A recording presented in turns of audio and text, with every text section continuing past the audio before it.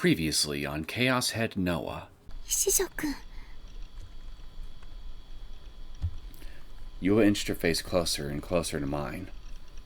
I desperately turned my head away. もう That was when I noticed. Yua's hands were trembling. Or is it just that my hands were shaking so much, it made it look like hers were too? While I pondered that, something unbelievable came out of her mouth. 人を殺すのはやめてください What? 自覚がないんですねでもそれも私には理解できます西条君に自覚があるはずないから Knowing what? あなたは Yua's eyes shone with sorrow. Even though she had been staring at me intently until now, she suddenly cast her eyes downward.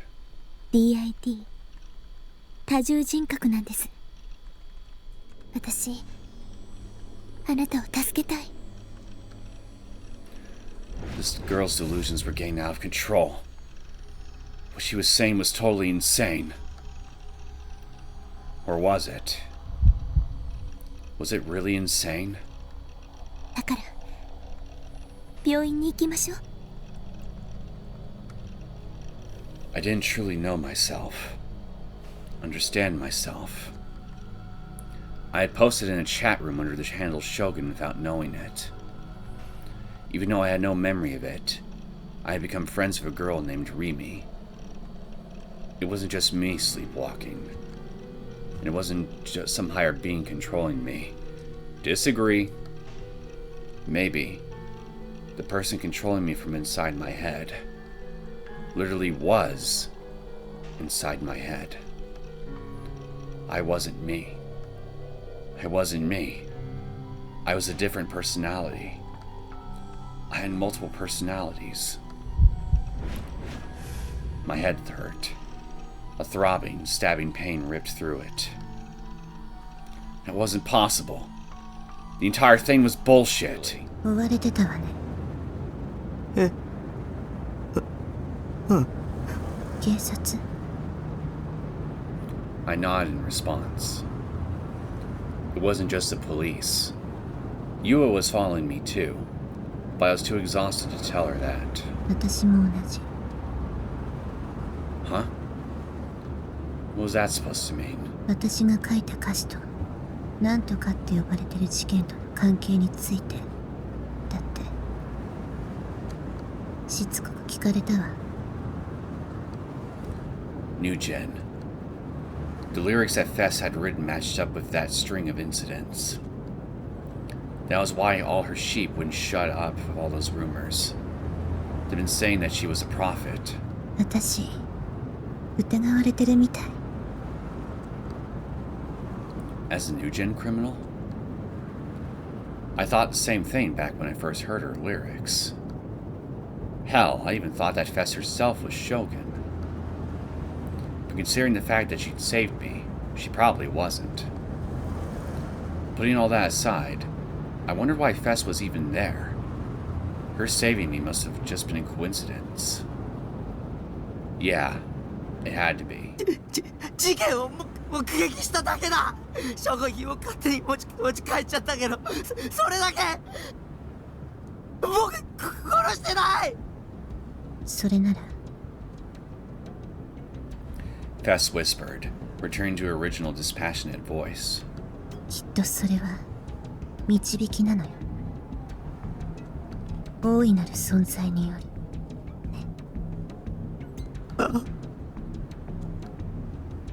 Another fucking mental case? Another goddamn shinobu? 君の見たものが事実だったか幻だったかは些細なこと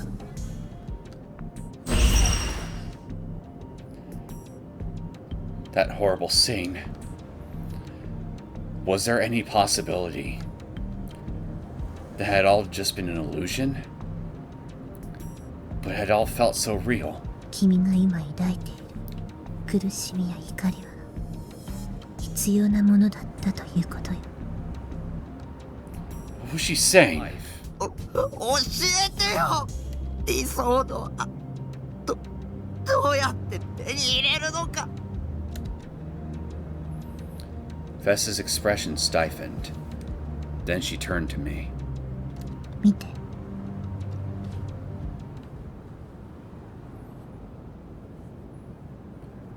She suddenly thrust the palm of her right hand out in front of me.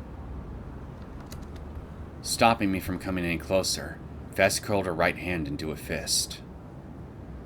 And upon swinging her hand behind her in a motion resembling a back fist, together with a sound akin to that of glass breaking, the empty space cracked, and then it shattered. My eyes went wide. I was speechless. Fess stared at me. Her expression had not changed in the slightest. Within the cracks of the shattered space was a deep darkness spreading wide. With her hand buried between the fissures, Fess pulled her hand back toward her with tremendous force.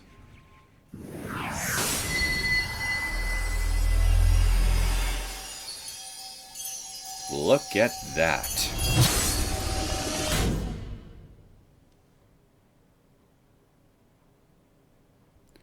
And now, within that hand, was a giant sword.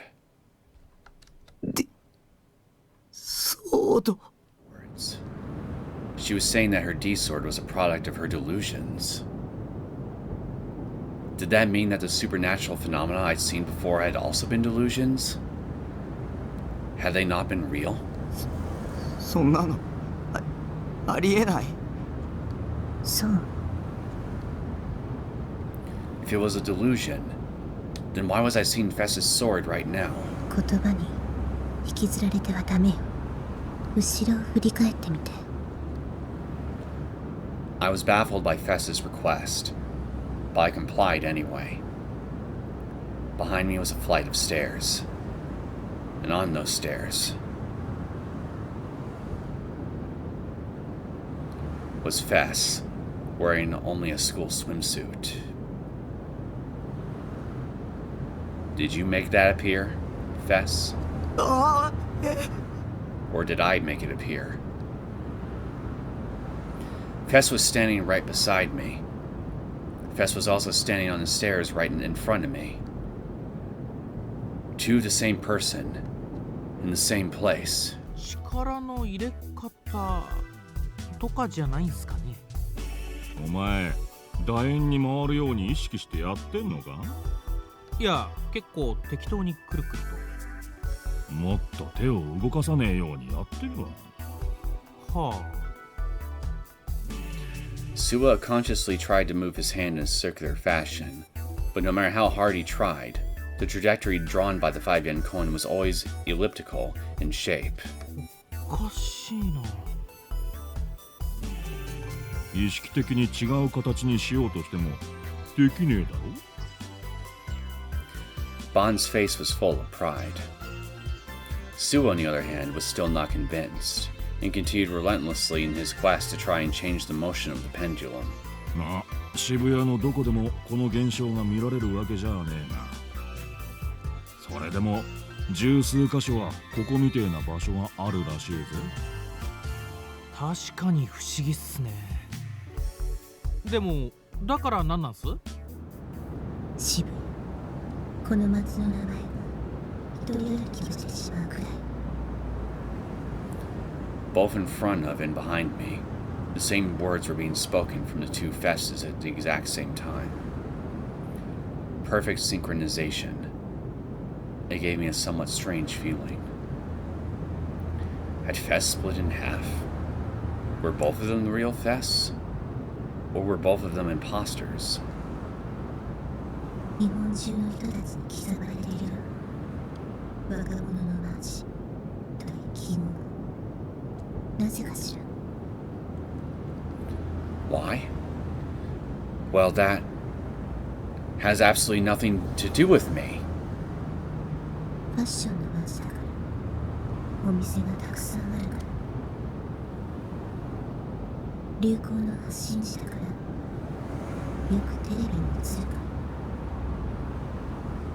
ら交通の便がいいか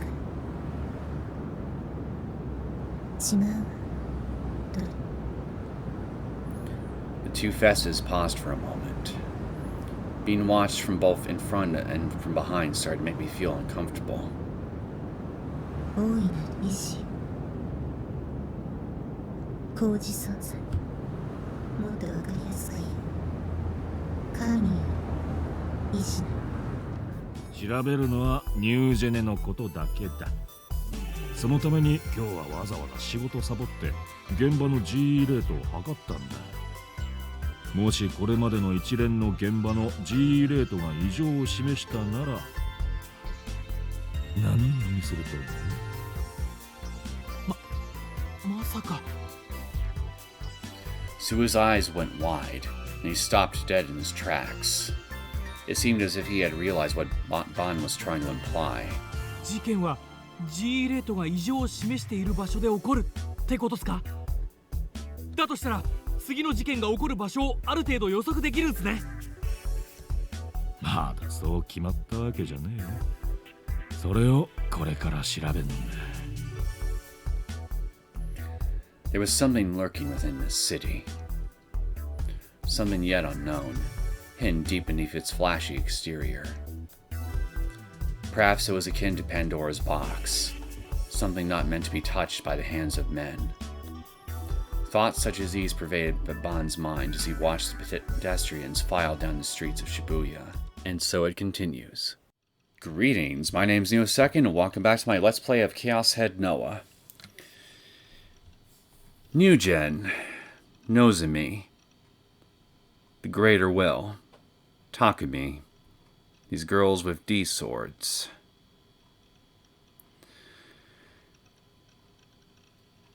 And then there's Shogun, too.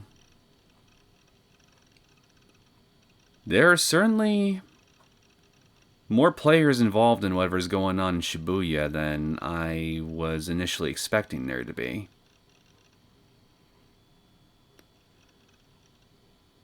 I'm still trying to figure out how all these different groups of people all tie in together exactly, because it's obvious that they're all connected, but I'm still kind of lost on how exactly everybody's connected. Like, if I had to guess for Shogun, for example, I'd say he might be an independent actor that is probably working to bring Takumi and the other girls with D swords together for some purpose. Might be related to this greater will that we learned about in the last episode. Whereas Nozomi, if I had to guess what their whole thing is, they're just probably a group of power hungry cultists or something that just wants to acquire godlike power for themselves and reshape reality in their own image. As generic and simple as I make that sound. But given what little I know so far about VR research and all the other little clues and hints that been sprinkled in front of me so far regarding all this research and now the GE rates and everything, and finally power being made manifest through delusion, as Fess alluded to. I can't think of anything else that Nozomi could be after, other than, well, maybe they're just a group of people that wants to obtain godlike power for their own nefarious uses, because they clearly do not rub me off as good guys, these Nozomi types.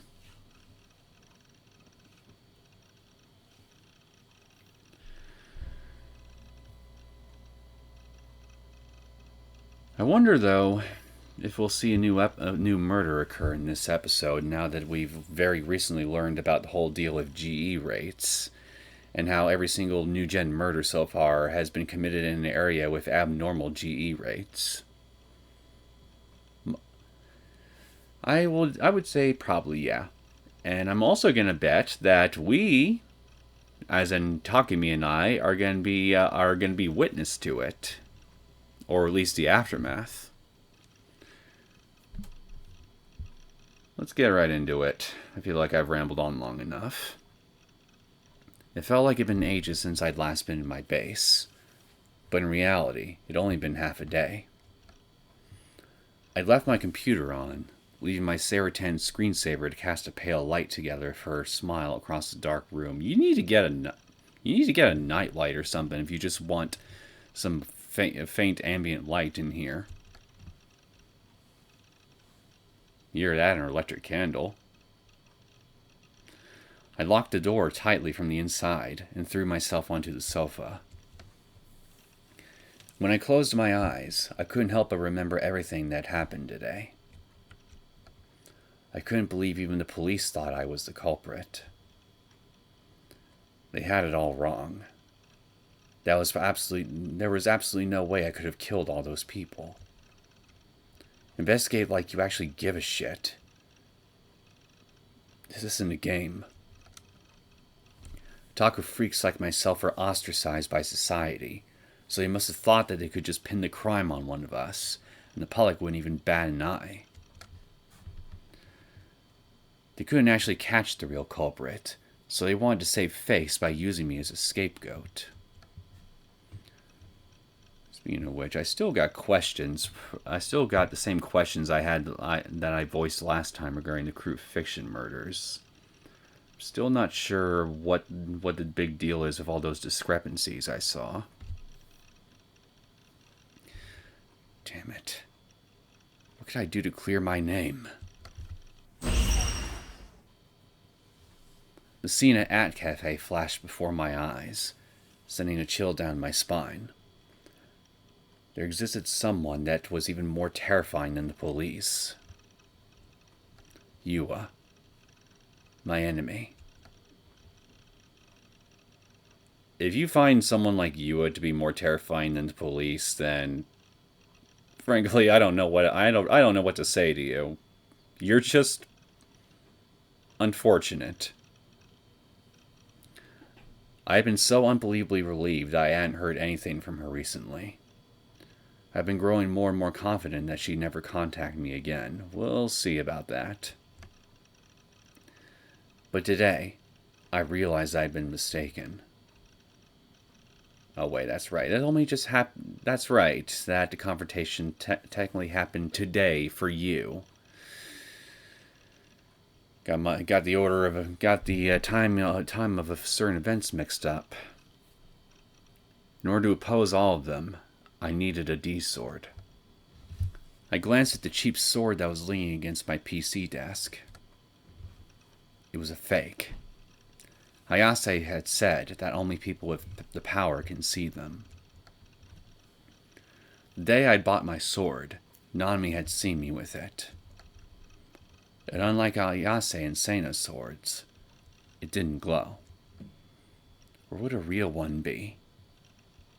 I had to get my hands on one as soon as possible. Again, I think that I have a feeling that bracelet that you let Nanami have might be tied to it somehow.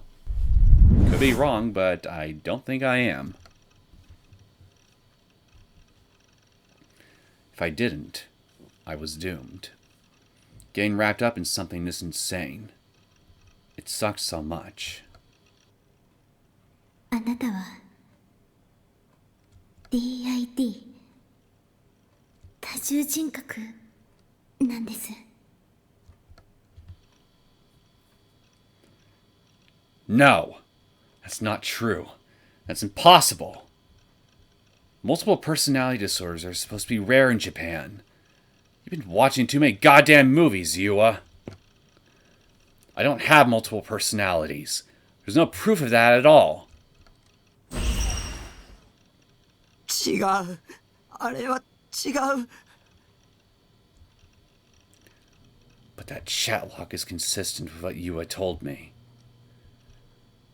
あんなの捏造だ。証拠にはならない。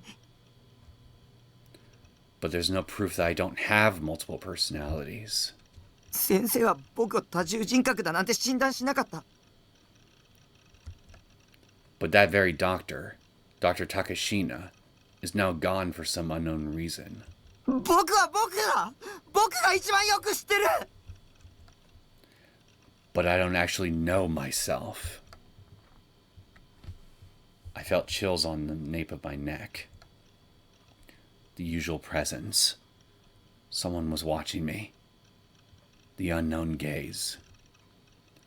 Whose eyes are those eyes? そうだ、将軍だ。あいつが犯人だ。チャットログにもそう書いてあったじゃないか。ユアは将軍の手下だし、ニュージェネ事件だって全部将軍が。 But does Shogun truly exist? Are you sure he isn't just a delusion? 僕はまともだ。まともなんだ。そうでしょう。 I clutched my head and shouted out to no one in particular. But what I got in reply was, メールだよボケナス。 Sarah? I sluggishly made my way over to the computer and checked my email. The sender was Grim. Got something morbid to share with me today, Grim? Found something interesting was the subject line. Maybe? It was probably just bait, and the contents of the email were meant to fuck with me. I didn't have the energy to deal with him personally right now, so I just stuck to reading the email.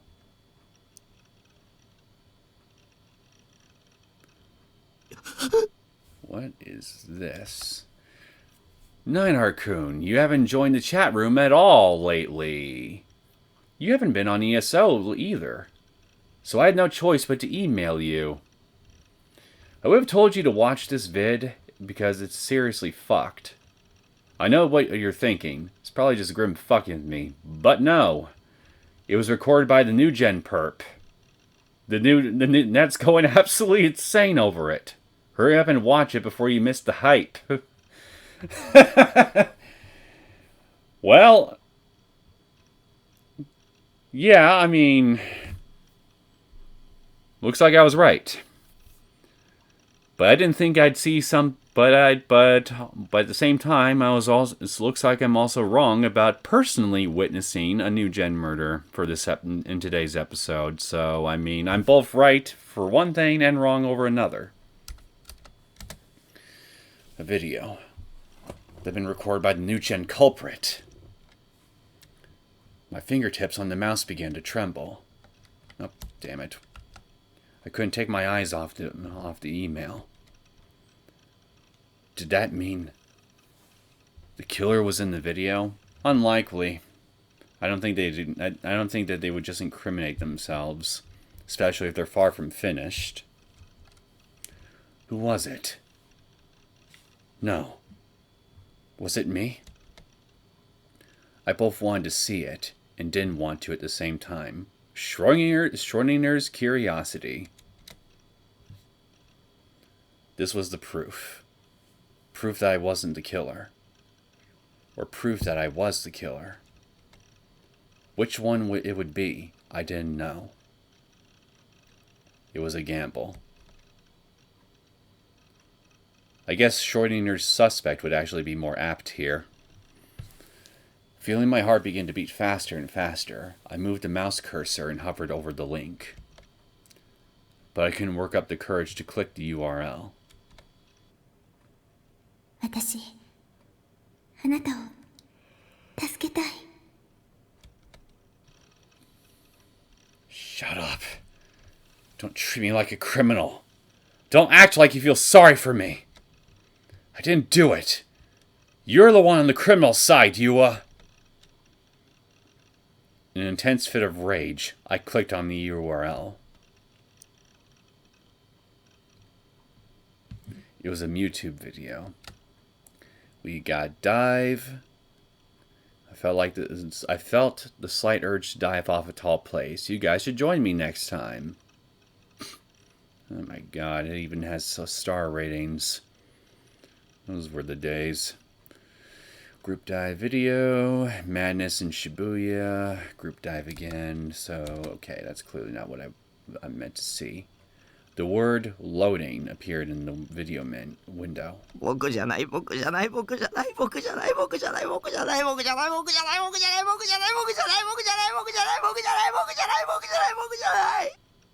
Calm down, son.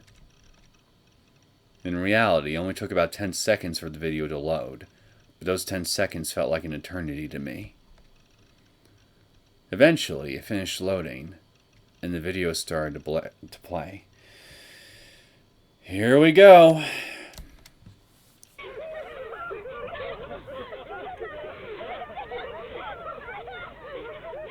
The group dive. It was a video of a very dark place. The background was pitch black. Maybe it was indoors. I leaned my head in close to the monitor, trying my best to parse the information on the screen. It was dark and therefore hard to see, but there were several men and women there. They were all making a ton of noise. It was because the bitrate was too slow, or maybe because the people in the video were too distraught, but I couldn't make out a single thing they were saying. Every once in a while, whenever someone screamed violently, the sound would clip horribly. After watching for a bit longer, I was able to determine that there were 5 people in the video. If you included the cameraman, it would be 6. The cameraman didn't enter the frame at all. Because of how dark it was, the faces of the 5 people were just barely visible. As though to comfort one another, they were caressing each other's heads, patting each other's shoulders, and hugging. I could also hear the high-pitched sobbing of a girl, likely overcome with emotion. It was definitely bizarre, but how did this video have any connection to New Gen? Was the person filming this really the New Gen culprit? At the very least, I knew I had no memory of recording something like this.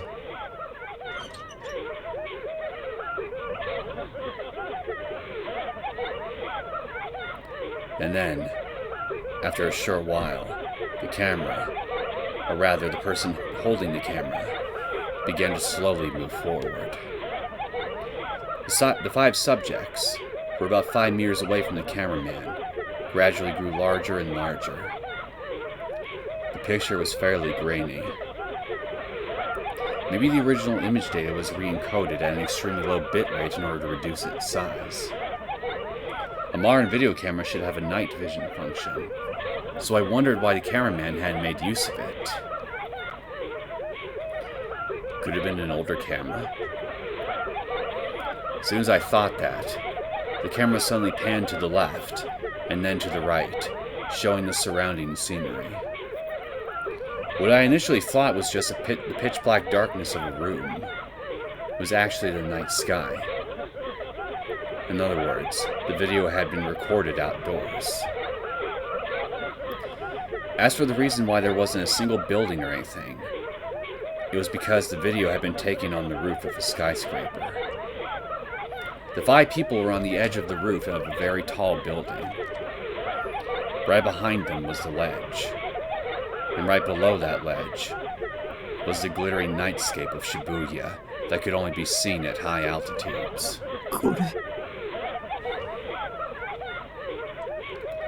Finally, I understood. I finally understood what this video was. I finally understood why it was said to have been recorded by the New Gen culprit.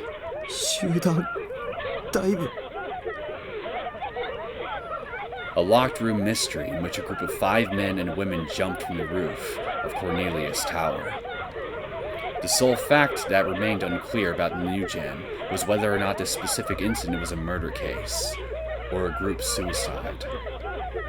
If this video was of the 5 people who jumped to their deaths, then that would mean that there had been a 6th person at the scene when the incident occurred. The 5 people shown in the video hadn't just been making noise for the sake of it. They were all slumped down on the ground, crying and shouting as they huddled together. They all refused to give up, despite the fact that they were fated to die soon. One was shaking their head in denial as they cried. One was clutching their hair tightly as they fell to their knees, their shoulders heaving with each sob. One was pleading with the cameraman as they sobbed, asking why they were doing this. One had already gone mad and was laughing as tears streamed down his face. It was a rabid, violent desire to stay alive. A fervent, intense plea to not die. Disconsolate indignation that screamed, "Why is this happening to us?" Innumerable raw emotions swirled around the group.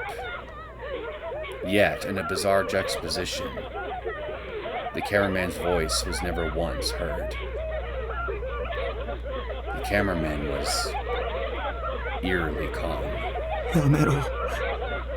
やめろ。 No matter how much I pleaded with the footage that had been taken nearly a month ago, nothing was going to change. I knew full well that it was meaningless, but I subconsciously screamed at my monitor all the same. こいつらみんな死にたくなんかないんだぞ。 I don't think they care. With no possible way for my words to reach them, the cameraman was holding moved even closer to the 5 people.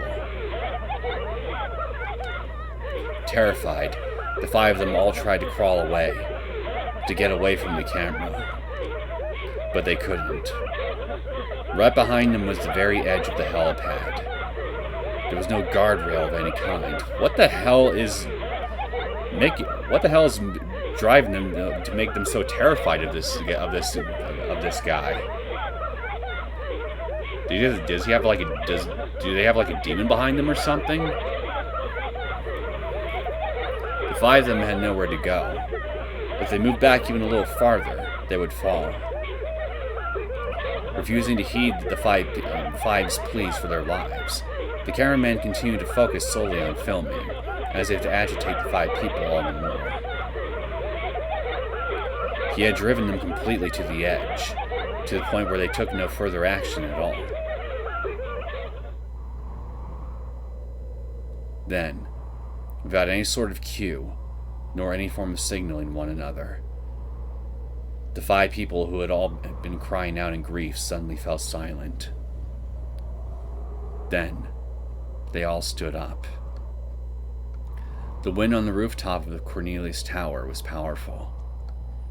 Beckoned by the wind, the 5 of them nearly staggered. If there was even the slightest misstep, they would fall. As if in preparation for such a thing, the 5 men and women all joined hands, seemingly in resignation. They grasped each other's hands tightly. よせ。やめろ。謝るな。 Silence. It seemed to me that even the sound of the wind whipping violently through the air had stopped. All I could hear was the sound of cars driving along Shuto Expressway at the foot of the building. Even then, the cameraman did not make a single move. And then, a single person among the 5 whispered. その目誰の目?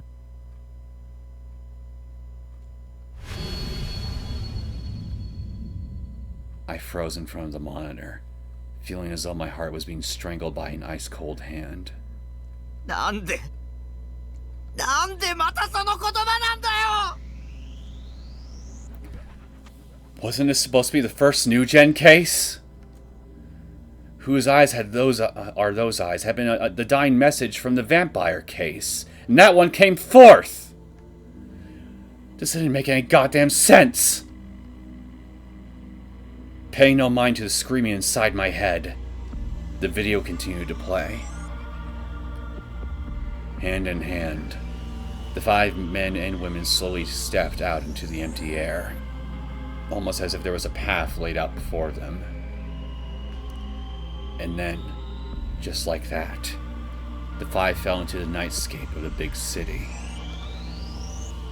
I bit my lip and covered my eyes.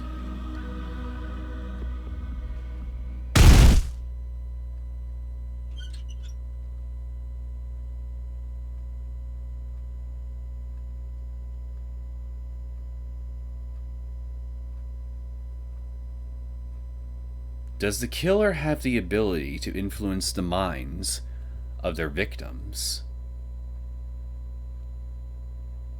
Because going by their behavior before they suddenly decide to lock hands, they were clearly terrified out of their minds of this guy, whoever they were.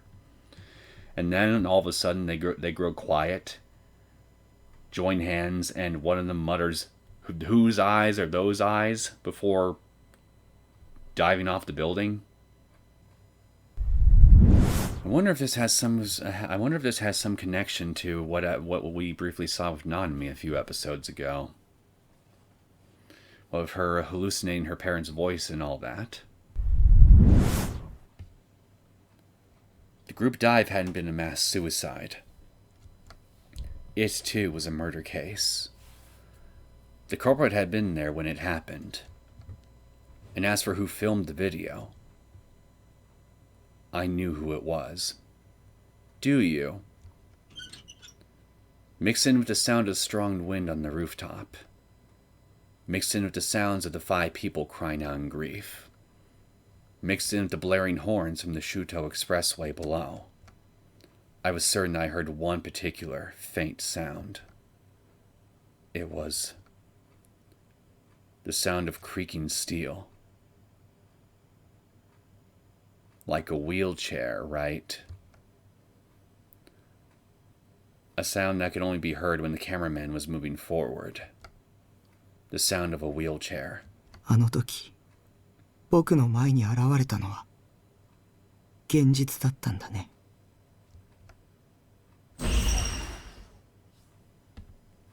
カメラの目線が低すぎだよ。将軍。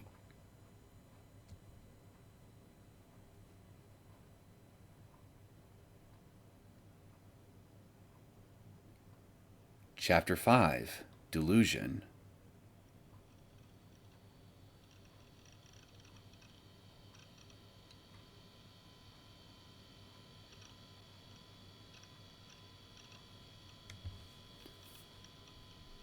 Interesting.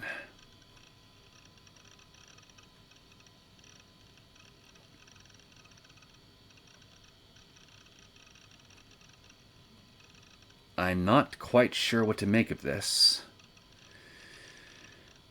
I'm remembering the scene that occurred right in the middle of Shibuya when we met Shogun ourselves. How he appeared and then disappeared, and how every single person in the city of Shibuya suddenly reappeared after he left. And then I remember what Sena was telling us about the VR research, and how said research could potentially alter one's perception of the world around them.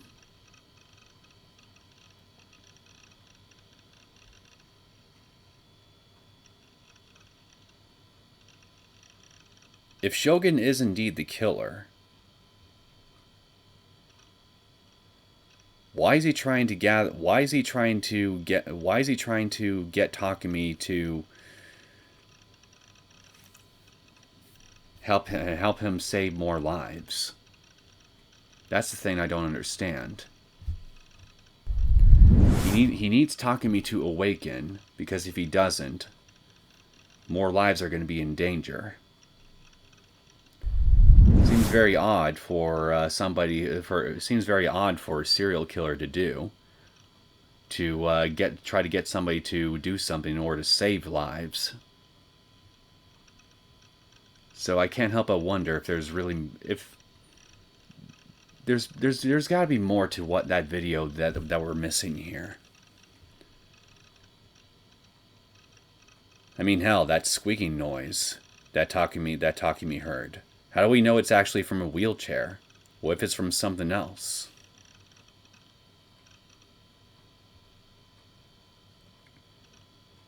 We're missing something here. I think I'm just gonna keep that. I'm gonna keep that video in the back burner of my mind for now until we can get more information about it before I try to form any solid theories as to what we just seen there. To no one's surprise, the leaked video of the group dive exploded.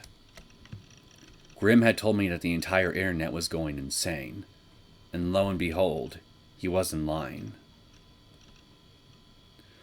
A huge chunk of @channel was now convinced that all 4 New Gen murders had been committed by the same person. TLDR. Well, I'm sure we all know what TLDR is, but I might as well just see what this is. Net slang for short for too long, didn't read. Typically used to request a short summary of a lengthy post or thread. It can also refer to the summary itself. I'm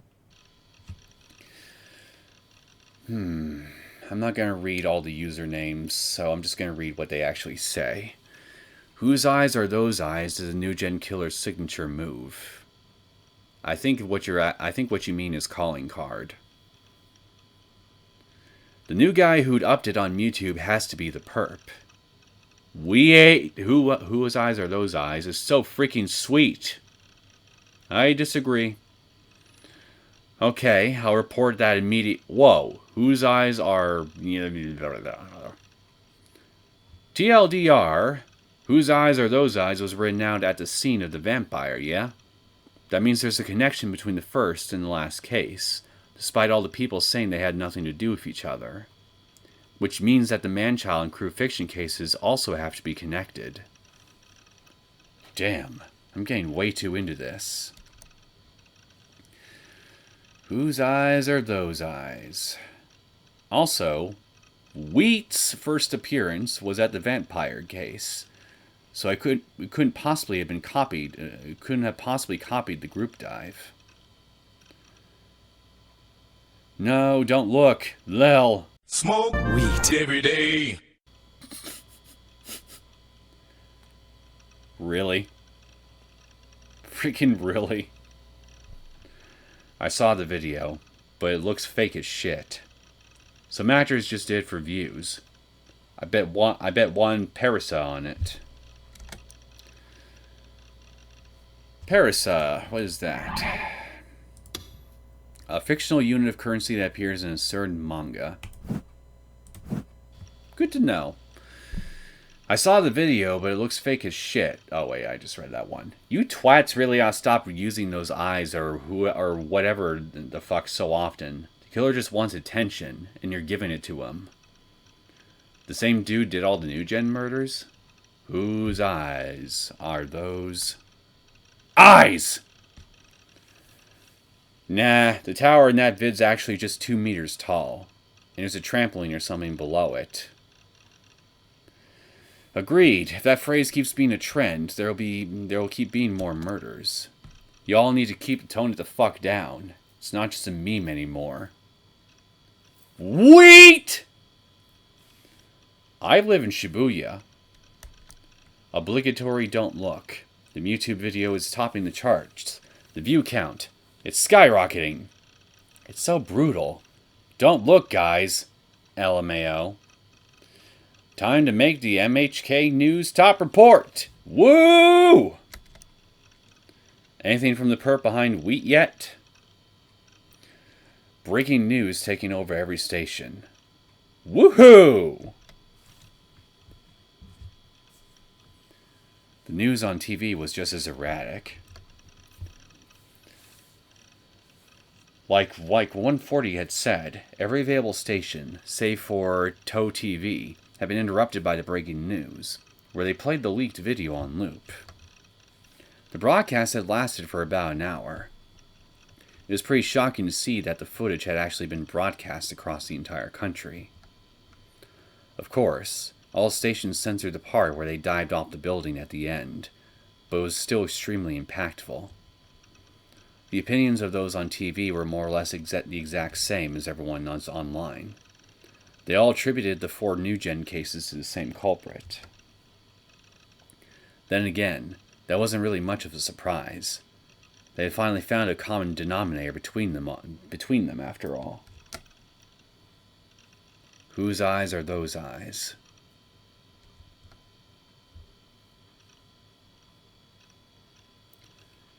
It had become a popular phrase all throughout Shibuya.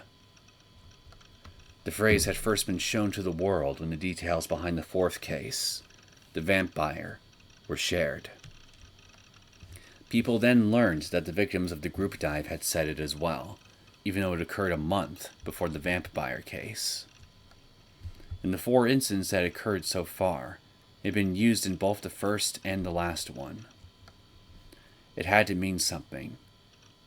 It made the theory that a single person was behind the murders all the more probable. The police then held a press conference, stating that they intended to identify the person who posted the video as soon as they could. A number of politicians commented that the actions of the culprit were completely deplorable, and that they needed to be apprehended immediately. The MewTube video had been removed by a moderator less than 3 hours after it was uploaded, but by then, it was too late. Channel had already gotten their hands on it, and from there, nothing could have stopped it from being re-uploaded and spreading like wildfire. And then, just before midnight, the following facts had been revealed through a police statement. The group dive video was uploaded from a computer located in a Shibuya manga cafe known as @Cafe. It was uploaded from a specific private room facility, room number 37. Oh shit.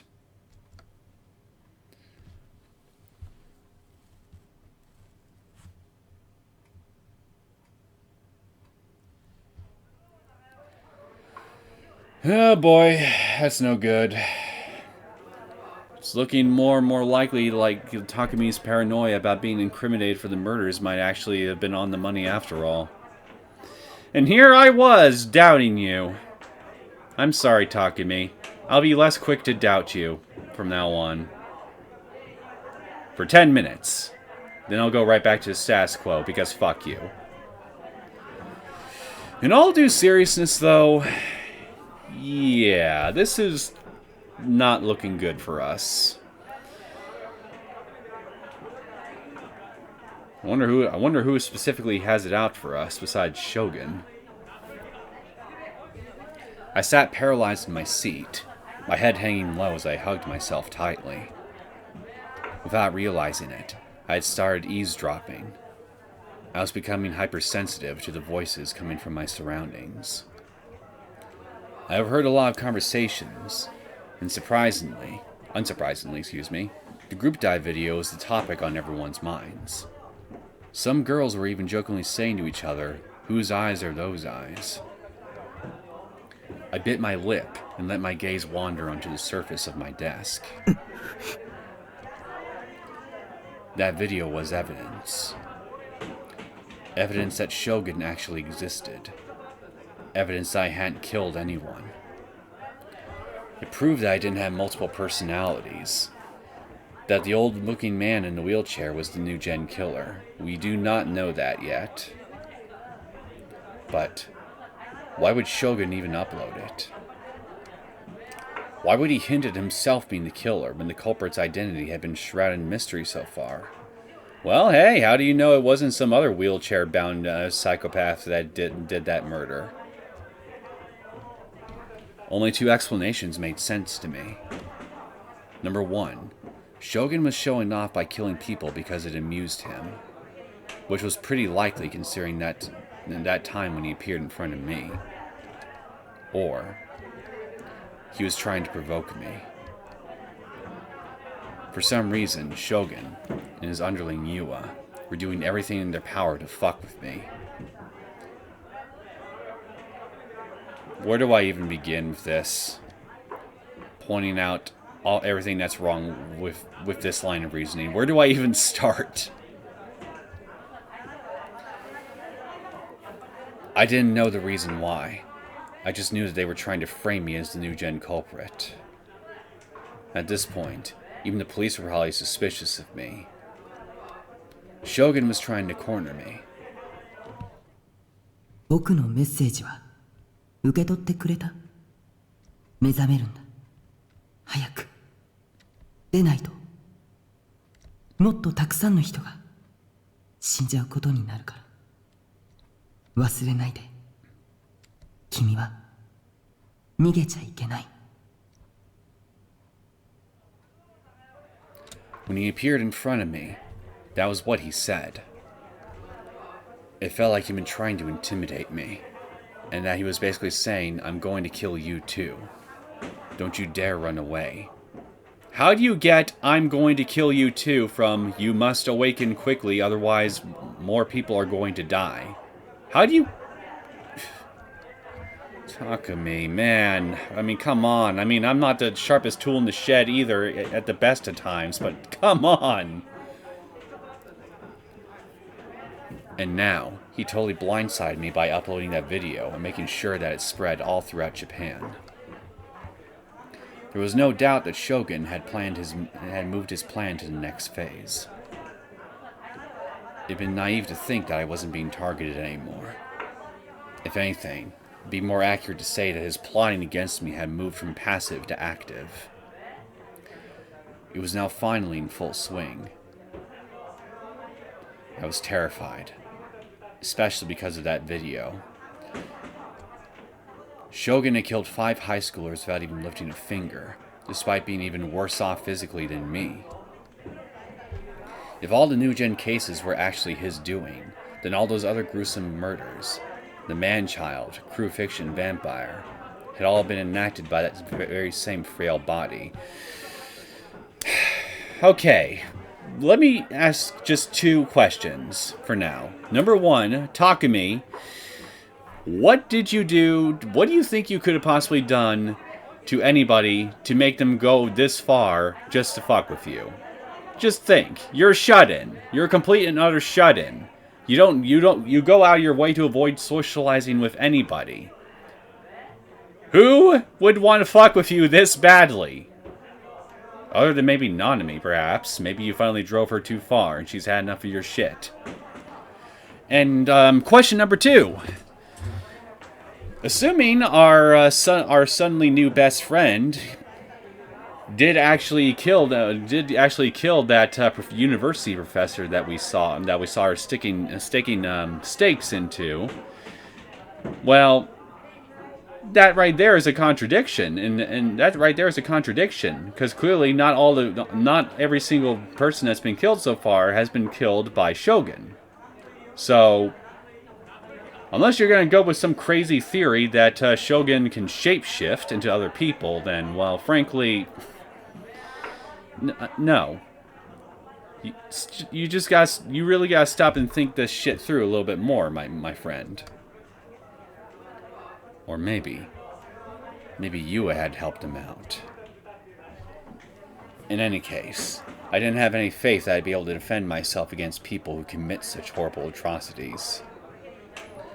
Just thinking of them sent chills down my spine. Chills that combined with the red-hot anger I was feeling. Why was I being targeted like this? What did I do to deserve it? And there was also that message. Whose eyes are those eyes? If I wasn't careful, I would start trembling uncontrollably. To keep that under control, I had to keep my body from relaxing. Hey, Misumi, could you come over here and calm poor Takumi's nerves a little bit? I had to always be aware of my surroundings, and be ready to bolt the second I sensed someone approaching. I didn't know when Shogun, or Yua, would show themselves again. Hell, I had no guarantee that Yua was Shogun's only underling. Maybe even my own classmates were under his influence. Their laughter and idle chatter, acting as mere camouflage until just the right moment. You and me against the world, baby. I had to find a way to parry surprise attacks like the one in At Cafe yesterday. If I didn't, I'd be killed next time for sure. I needed to get a D-sword ASAP. Well, there is always a Yase. I don't think she'd probably... Someone tells me she probably wouldn't object. The only way out of this was to get a D-sword. I internalized what Ayase and Sena had said, and I searched online about it. And it all had me convinced. Or better yet, if I'm right about that bracelet you gave Nanami having some kind of connection to D-swords, why not get Nanami to protect you? This could finally be just the excuse you need to finally grow close to your sibling again. Getting my hands on a D-sword would save me. The night before, I desperately tried to gather information on D-swords while keeping an eye on the new gen shitstorm, but my research barely bore any results.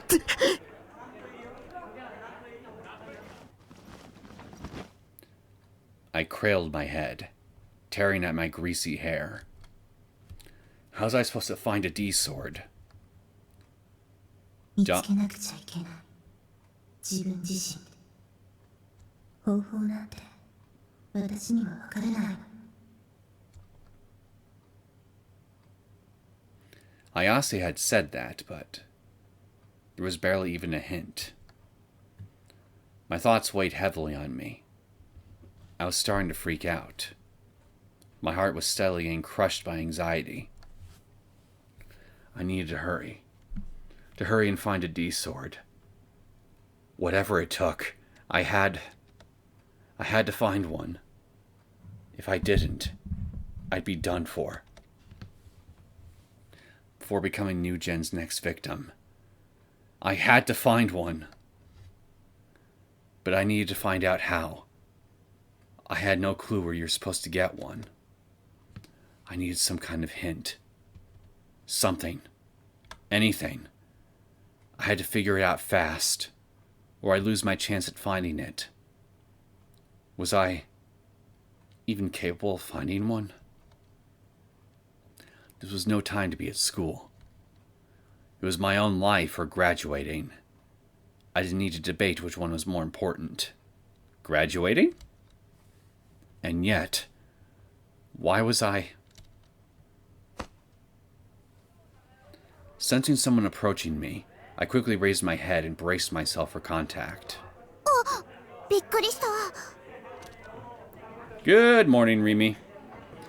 Rimi was standing there, blinking repeatedly as if she'd just been stunned by my sudden movement. I made you jump? Stop scaring me like that. All the stress in my body released at once, and I crumpled on top of my desk with a big sigh. タク、大丈夫？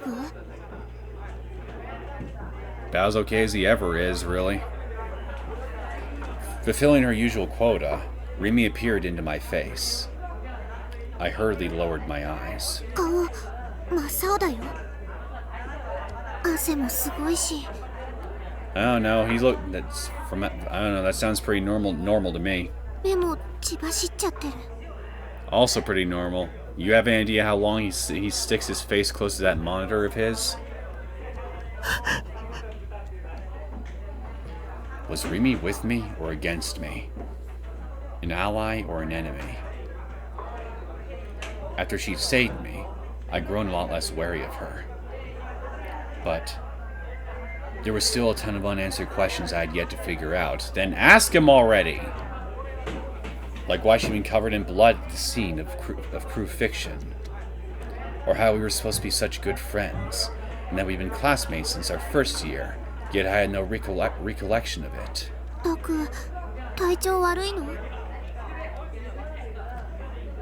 Rimi tilted her head slightly, a worried expression on her face.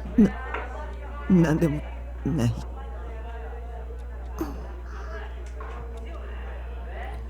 I turned away from her. I couldn't say it to her face.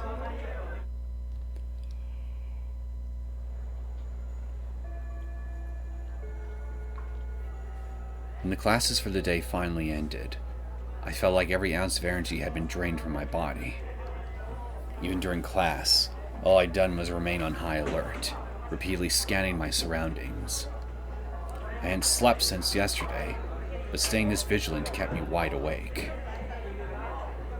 The school day felt like an eternity, and the sheer amount of time I'd spent there sent me spiraling into a deep depression. Why is it that the way we perceive time changes depending on our mood? I used to know the answer to this, but I think I forgot it. I'll get back to you if I ever remember. Some say that time flows at a constant rate, but that might not actually be true. The speed of time changes on each person's subjective perspective.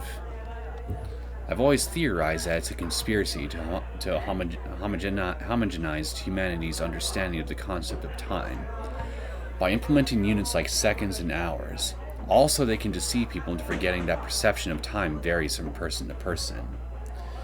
Well, if we didn't have a universal standard of measuring time, figuring out when anything has happened, is going to or is ever going to happen, would be an absolute fucking nightmare for everybody.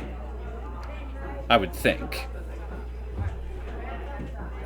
And, building off that theory, if the length of time is dependent on each person's perception, then, conversely, doesn't that mean that the flow of time can be controlled at will?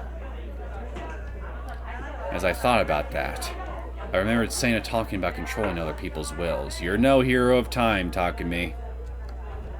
And conversely, 生まれながらに目が不自由な人でも目の前にある景色がちゃんと見えるようになる。ビデオカメラのような映像機器を介してな。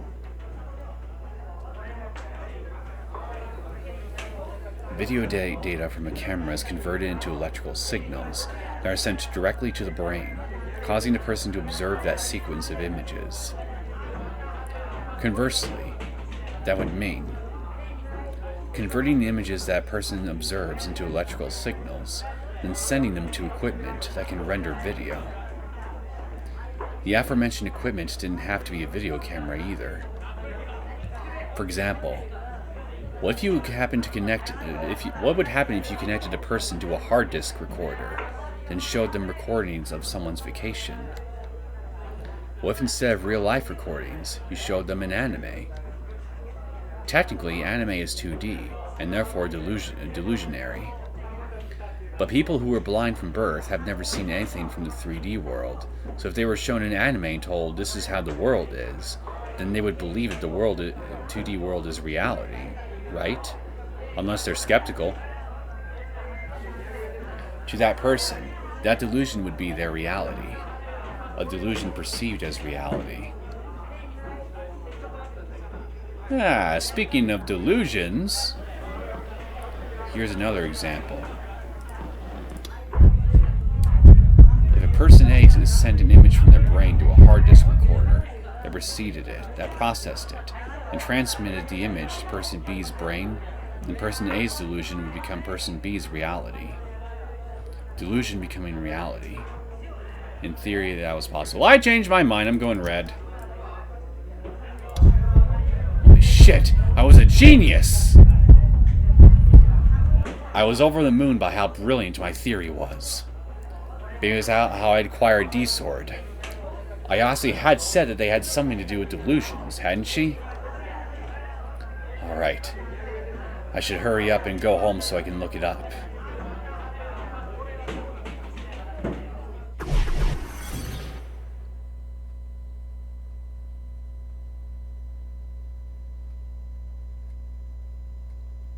Well, the screen's not wobbly, so is this a delusion or is it not a delusion? I left the classroom and started heading toward the school entrance.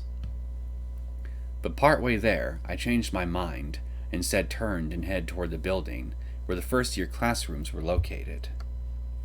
I figured it might be a better idea to avoid the entrance I usually took. I couldn't rule out the possibility that Shogun and Yua are lying in wait to ambush me.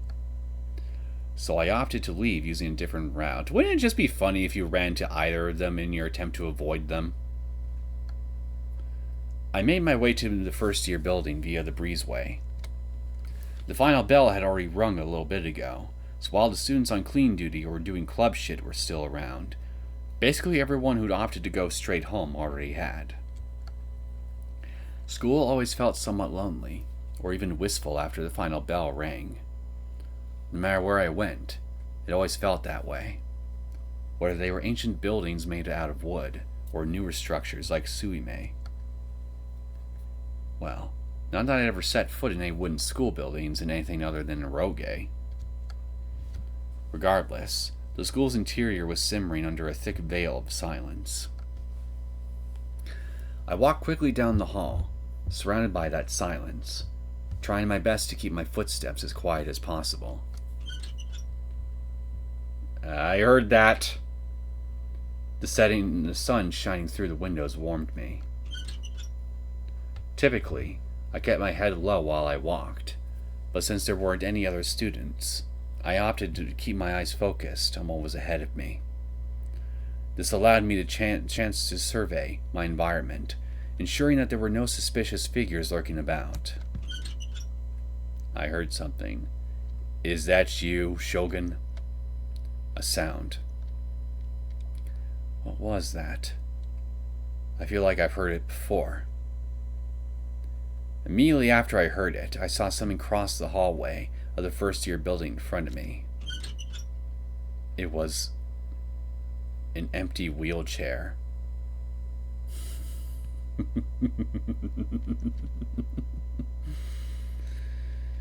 So far, it looks like as though I was right about irony deciding to pay you another visit, Takumi. And Irony's name in this case is Shogun, or at least his wheelchair. The video of the group dive I'd watched yesterday resurfaced in my mind. A chill ran down my spine, and I froze. The wheelchair finished crossing the hallway, and then it disappeared from sight.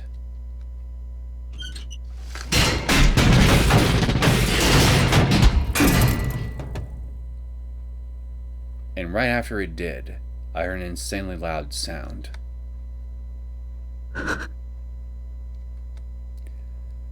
Silence settled back on the campus. I took a second to catch my breath, and then I looked in the direction where the sound had come from. What was that just now? Sounded to me like a wheelchair tumbling down a flight of stairs. Why was there a wheelchair in the school? Not to mention one with nobody sitting in it. The crash I heard at the end was probably the sound of the wheelchair falling down the stairs. But the noise it made, it must have taken a fair deal of damage. It wouldn't surprise me if it had been rendered practically unusable. I quickly looked around me. Rather than being calming, the silence only made my fears skyrocket. I at least knew that I couldn't see anyone moving from my current position. However, I felt a gaze. Don't look at me. Oh God. Shogun? Had he come here? To this school? Maybe? Maybe we can confirm that if we go take a look. Why had he come here? Was it to meet with Yua? Was it to meet with me? Maybe easier to meet someone else entirely. I took a step back and nearly toppled over. However, I somehow managed to keep my balance. I was thoroughly creeped out. Was he trying to harass me? Why wasn't he showing his face? It would have been so much more bearable if he just showed himself. No, don't lie. You'd be pissing yourself if he did. I was hit with an intense wave of nausea. I wanted to get out of there as soon as possible. Covering my mouth, I moved back to where I'd come from. I bolted down the stairs and out of the building. I ran through the courtyard with no real destination in mind, until I could no longer hold back the urge to vomit. The second I fell to my knees, the entire contents of my stomach began spilling out.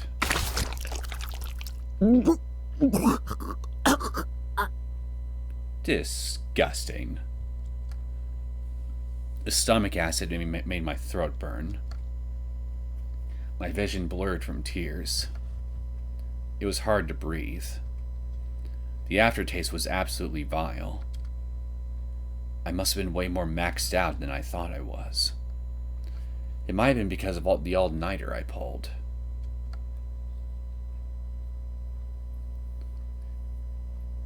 As I wiped the corners of my mouth, I looked all around me restlessly, but I couldn't see a soul. However, the shadowy corners of the blind spots I never usually paid attention to had become terrifying to me. I began to think that Yua and Shogun might be hiding in them. The second my brain came up with that, I could no longer take a single step. Someone, save me. I wanted to cry. I felt nauseous all over again. I didn't end up vomiting, but I dry heaved several times. The pain made me cry even harder. I was nearly sobbing at this point. But then, suddenly, someone's hand began to gently rub my back. Is that you, Rimi? Terrified, I turned around. 大丈夫。 Rimi was there. 大丈夫だよ。 I wasn't being condemned for feeling this way. No. Her words were a tender affirmation. 私はタクの味方だから。 She didn't even so much as grimace at the smell of my vomit. She didn't show any signs of disdain when she saw my face covered in tears and snot, nor when she saw the vomit still clinging to the corners of my mouth. She simply gave me a gentle smile, reassuring me that it would all be okay.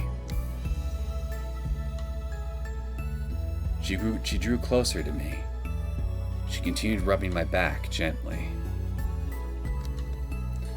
Why was it that before, and even now, every time I thought I needed to be saved, Rimi would always heroically appear in front of me? Right now, Rimi was right here. It reassured me. I felt better. Before I even realized what was happening, my true feelings began to pour out. Despite the fact I never talked about myself. 助けて。一人は怖いんだ。 Maybe that was why I bothered coming to school. Up until now, I always thought I'd be way better off alone. Of course, even now, it was still terrifying to talk to others. I wasn't at all confident in my ability to actually talk to anyone, but with Shogun and Yua trying to destroy my life, I had never been so anxious, scared, and alone. I wanted someone to be there for me. They didn't even need to be nice to me. I just wanted someone to be present. 一人は怖い。だったら私が一緒にいてあげる。 Those words held no ill will, no hesitation, no irresolution. さすがに24時間ずっとは無理だけど。 Her shy gaze suddenly moved up toward the sky. Her eyes were looking so far away.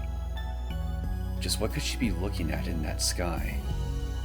朝一緒に学校行って、学校では休み時間にどうでもいいこと話して、お昼休みは一緒にご飯食べて、夕方一緒に帰って、帰るついでにたまにどこかのお店に寄ったりして、タクの部屋でちょっとだけおしゃべりして、それでまた明日ねって手を振って別れて、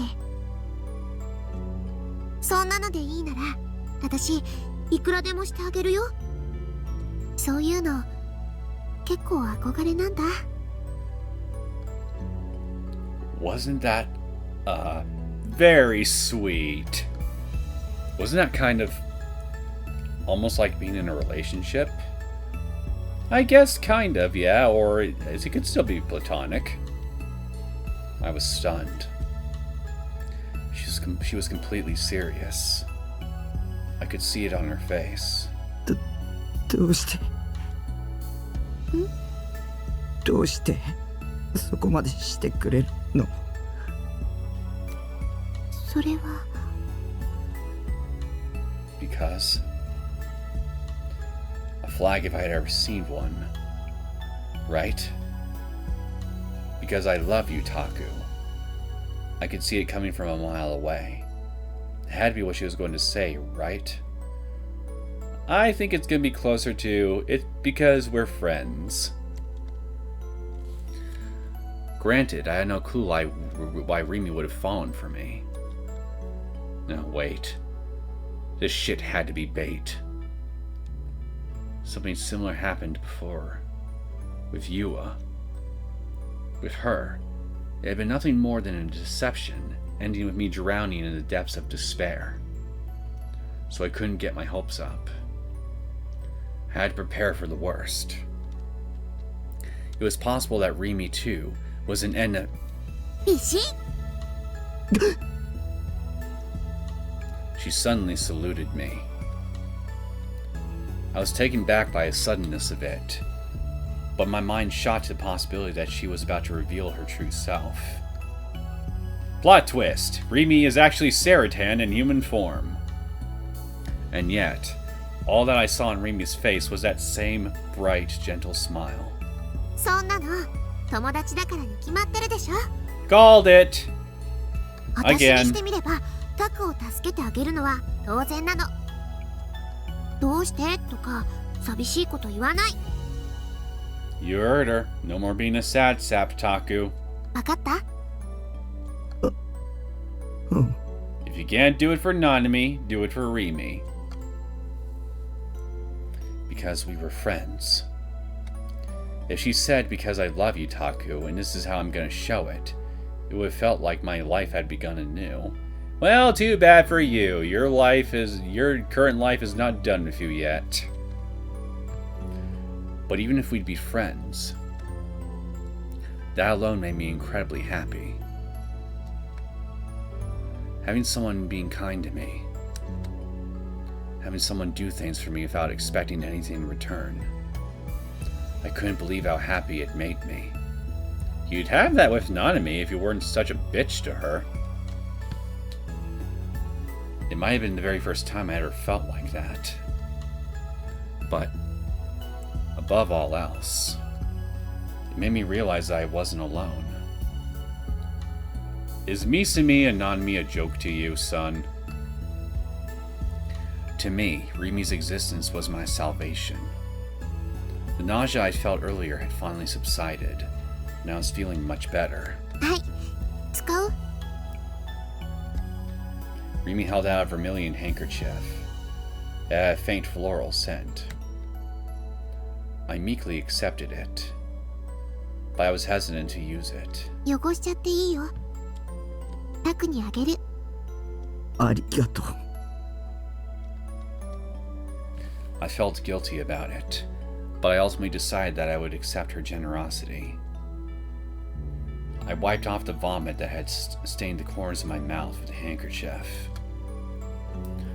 It was the first time I'd ever received a present from a girl that wasn't a family member. I wasn't so sure about calling it a present, though. Call it a keepsake.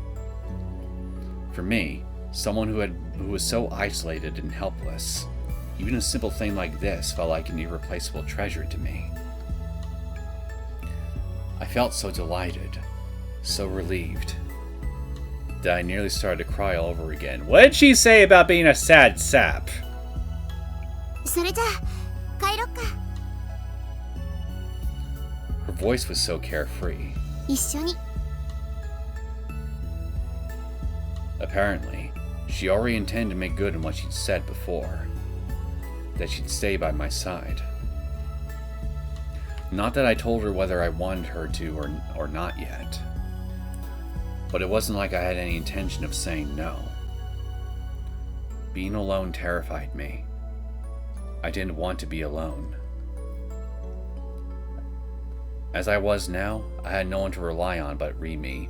Again, I think Misumi would make a good meat shield if he'd use them. However, I still couldn't say that I was stable now, even with Rimi with me. On the way back, I chose to take a different route than usual, walking cautiously all the way. I couldn't stop trembling. Every corner with even an inch of shadow seemed dangerous.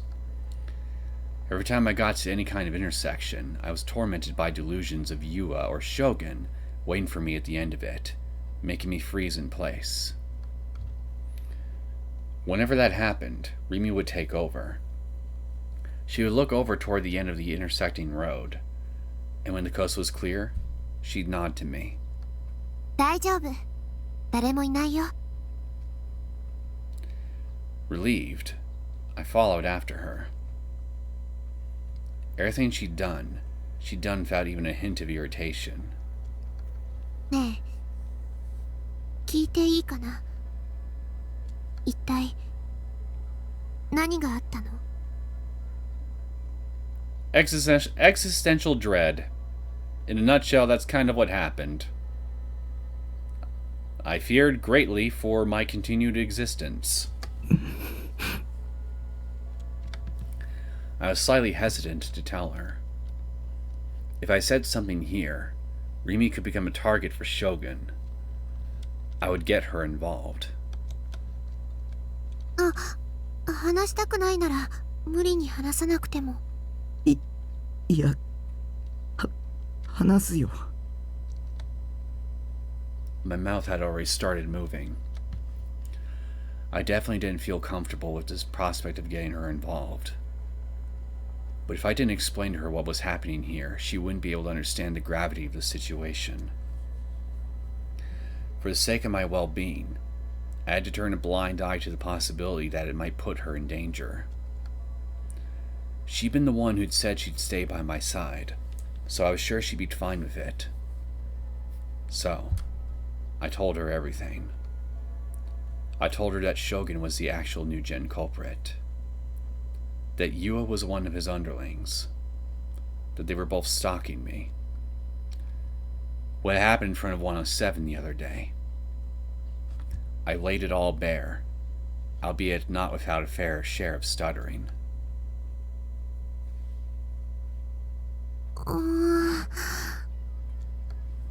When I told her about the time Shogun appeared before in a wheelchair, Rimi's lips pursed, and she began to ponder.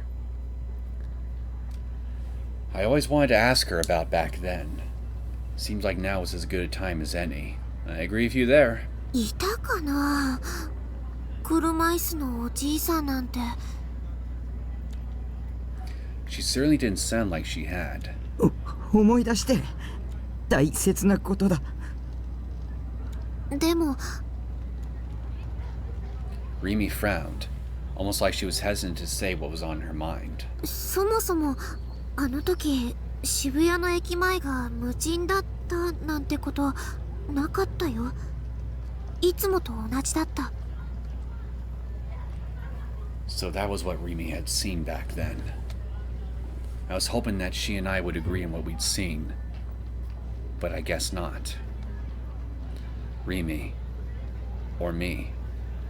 Which one of us had seen what the area was actually supposed to look like? Had I been wrong about what I'd seen after all? Had that empty Shibuya been nothing more than a delusion of mine? But if it was, then there was a small discrepancy. An old man had appeared in that empty Shibuya. Shogun. What was the explanation for that?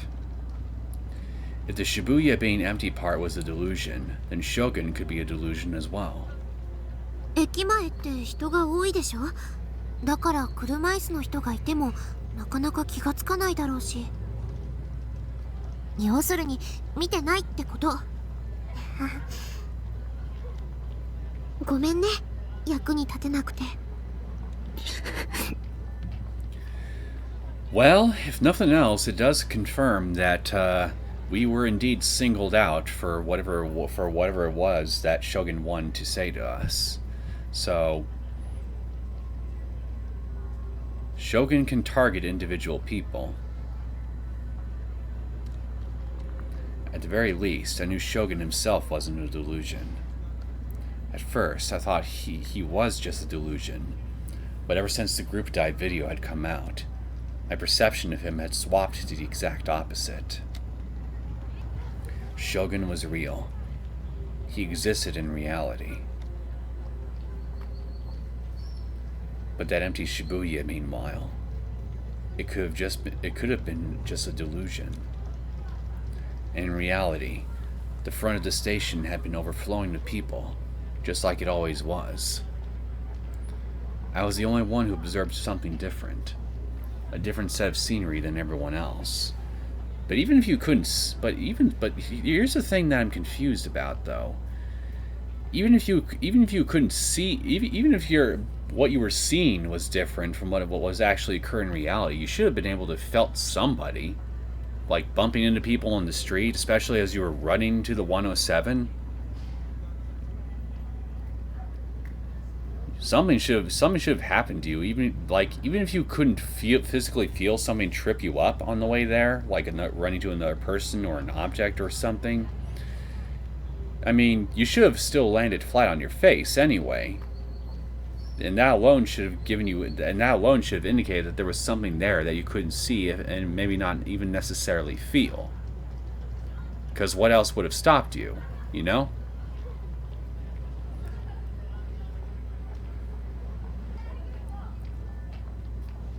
I think there might be more to what we saw at the 107 Shogun than what you're thinking here.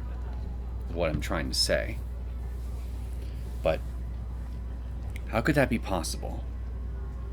ねえ、それよりお願いがあるんだけど、いい？ A favor? Rimi joined her hands together in a prayer-like gesture. CD を買いに行きたいんだ。せっかくここまで来てからちょっと寄っていきたいんだけど、いいかな？ I really wanted to get back to my base as soon as possible. The reason I'd taken such a long detour was because I was afraid of the possibility that Yua or Shogun might have been ready to ambush me. It wasn't so I could go on some shopping spree. But if I were to refuse after all that, she might end up going back on her promise to stay by my side. If I were to fuck up badly enough, she could get angry and leave by herself. What the hell should I do? This sucked. I really don't think it would hurt you just to make a quick stop. I needed Rimi to stay with me. I wasn't sure I could make it to my base alone. In the end, I wasn't able to refuse. So I did what I had to in order to survive, stuck as close as possible to her. I guess it was reasonable to think that Yua wouldn't attack me in a public place like this. You saw the same thing? Yeah, well, Sena kind of proved you wrong. If you want to consider her luring you out into that train a form of attack. But I was more afraid that they might have been hiding among the crowd. Every time I would almost bump into someone, I would scream inside my head. パトカーだ。 Rimi's words frightened me. I quickly retreated behind her. Oh, hello. What do we have here?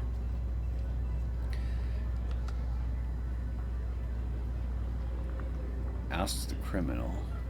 Drive. Protect Shibuya from terrorists. What the hell is going on here? Rimi was right. There were 2 police cars parked on the road, and right next to them were 3 police officers in uniform.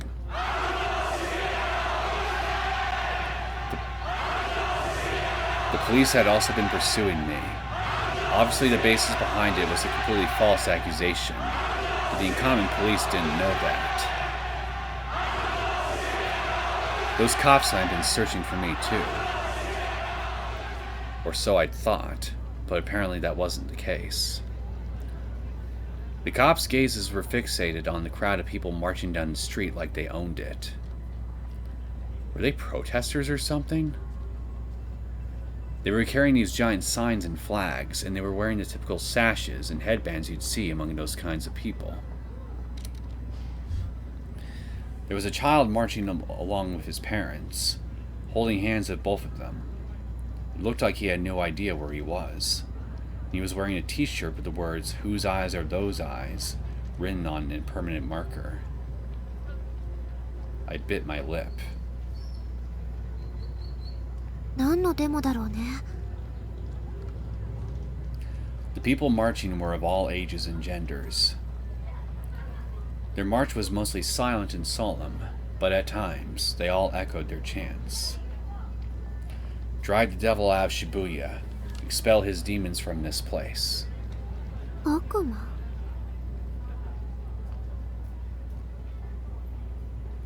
There was a cult that... There was mention of some kind of cult forming in Shibuya recently, wasn't there? I wonder if these people are a part of it. On the signs were a number of different things, such as drive the devil out of town or protect Shibuya from terrorists. Well, maybe some of them are. Don't know about the ones talking about terrorists. It must have been some kind of protest against the New Gen incidents. There was no point protesting against that. If they had the time to do that, could they please just hunt down Shogun and kill him? Then I wouldn't need to worry about him anymore. Now, Takumi. In the civilized world, we don't enforce everything by mob justice.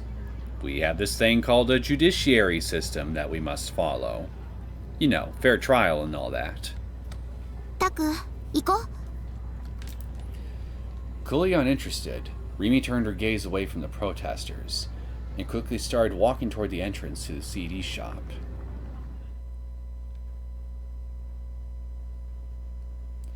As soon as we entered the shop, Rimi headed straight toward the indie section. Unlike the J-pop section, there weren't many customers there. Rimi stopped in front of shelf P and started looking for the CD she wanted. But, after a minute of browsing, her shoulders slumped. やっぱりないな。 An indie group whose name started with P? Who could that be? Phantasm, maybe? That'd be my first guess. タクはファンタズムってバンドを知ってる？今話題になってるけど。 I'm on a roll today with all these predictions. So it was them. How could I not know them? I'd even gone to see their concert. And I owned a CD. Let her borrow yours. I nodded, and Rimi smiled. 私、そういう情報は結構疎くて、最近になって知ったんだ。それで、友達に借りようかと思ったんだけど、なかなか手に入らないらしくて、誰も持ってないんだよ。How did you hear about them? Just out of curiosity. だから、CD 買うしかないかなって思って、ここ1週間ぐらいあちこち探してみたんだけど、どこも売り切れ中。次はいつ入るんだろう。僕持ってる。 Rimi's eyes went wide. 持ってるって CD? I showed her a nod, and when I did that, Rimi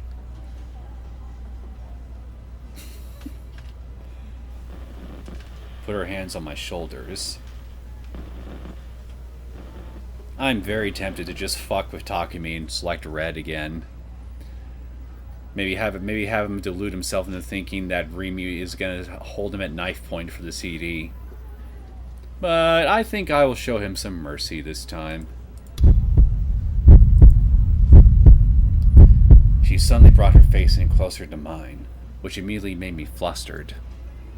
The sweet smell of shampoo wafting in from Rimi's hair tickled my nose, and I felt my face turning red. ねえタク、取引しよう。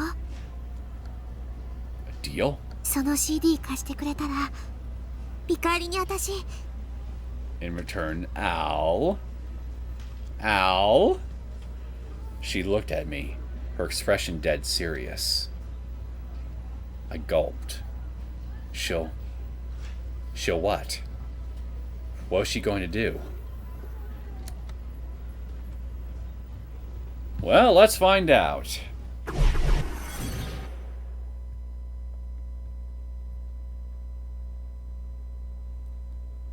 Rimi's cheeks flushed slightly in embarrassment. And then, having seemingly made up her mind, she whispered something to me. 私のこと好きにしていいよ Oh, really now? Can I spray a can of silly string on you? When I understood the meaning behind her words, my brain stopped computing. I couldn't tell if she was joking or being serious. I tried to look away, but before I could... しゃがんで No thanks, I'll stand. Rimi glanced at our surroundings, then pressed down on my shoulders hard. Without really knowing why, I obeyed her. I crouched down and leaned against the CD shelves, hugging my knees. Rimi also crouched down in front of me. I was completely lost. What the hell was she planning? 膝伸ばして Did she want to sit directly on the... Mommy said directly on the floor? I didn't want to act like such a dokun, but Rimi didn't wait for my consent. She grabbed both my calves and forced my legs to straighten out. I couldn't stop myself from sliding down on the floor. Wimp.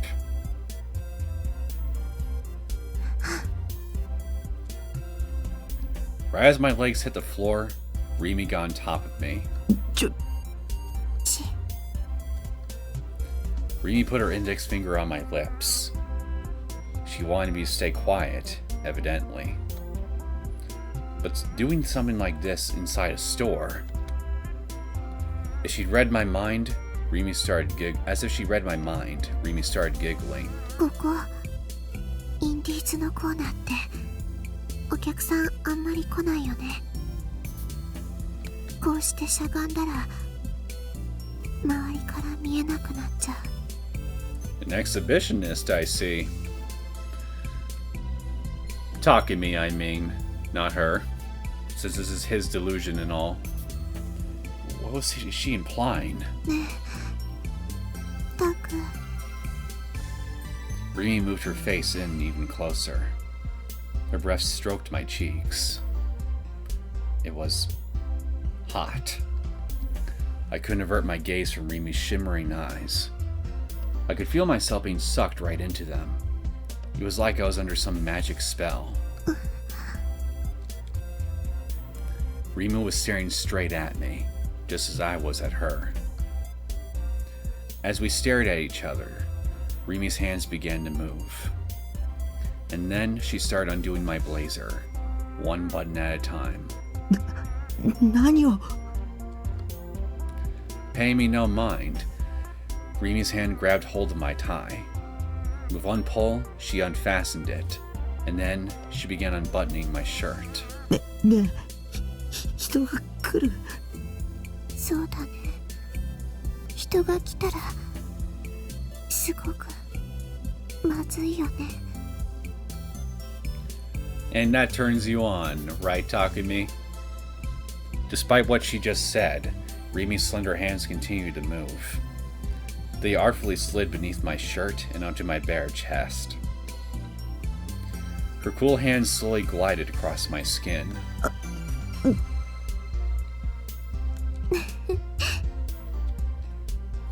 What a bewitching smile. She had always been so cheerful and energetic, never once admitting any kind of sexual vibe or intention. But now, the expression on her face made my heart throb. タクの胸ドキドキしてる I bet your heart isn't the only thing that's throbbing, right, Taku? リミってテラエロス。テラエロス？ Oh God. I said that out loud. Terra sexy as in Satira sexy? That alone went to show how shaken I really was. それってどういう意味かな？教えてよ、タク。 It means you're so unbelievably sexy. Meanwhile, off in the distance, I can hear the sound of Saratan squealing angrily in a jealous rage. Rimi's fingers steadily crept along my skin, and then they traveled down my neck. It tickled. It felt better than anything I'd ever felt before. 私のこと好きにしたくなってきた。 Following my instincts, I nodded repeatedly. じゃあここでしちゃうか。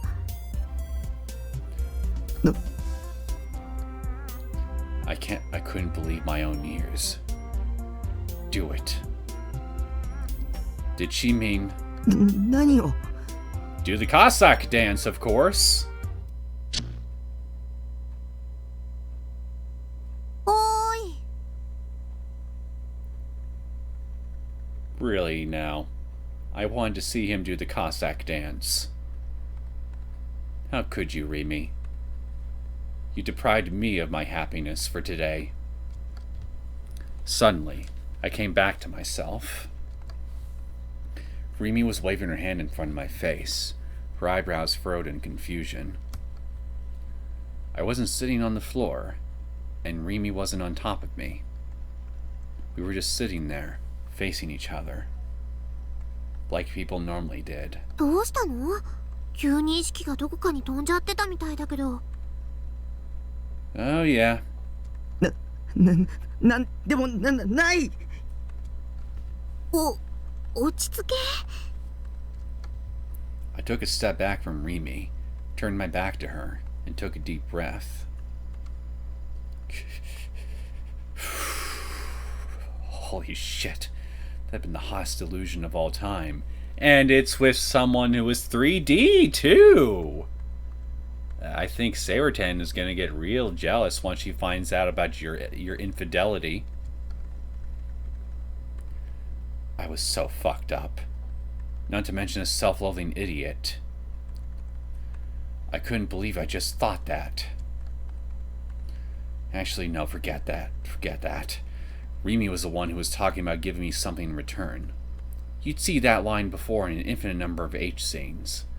Any guy who'd even dipped his toes into the genre would have had his imagination go wild over it. Then I must be an anomaly then, because that's not where my head went. Anyway, what was she actually planning to do for me? その調子だと話聞いてなかったでしょう。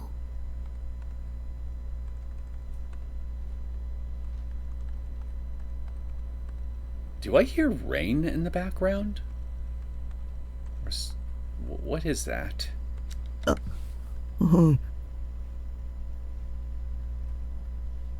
almost kind of sounds like a record player playing too, come to think of it. じゃあもう一回言うけど、私のお気に入り CD を貸すっていうので手を打ってくれないかな。は？ねえねえ、いいでしょ？お願いします。この通り。 Buy me a pizza. ああ。 Life was a cruel mistress. Though I suppose it was my fault for expecting anything. Come to think of it, wasn't I supposed to be into 3D girl? I wasn't supposed to be into 3D girls at all. Yet I just had a delusion about doing that with Rimi. Why? Because you are finally learning to appreciate 3D. 2D is nice and all, but if you got someone who's 3D and willing and they like you, and you like him back, nothing can compare. When I agreed to Rimi's proposal, she delightedly struck a victory pose. That sight was so amusing to me that, despite the critical situation I was in, I couldn't help but laugh.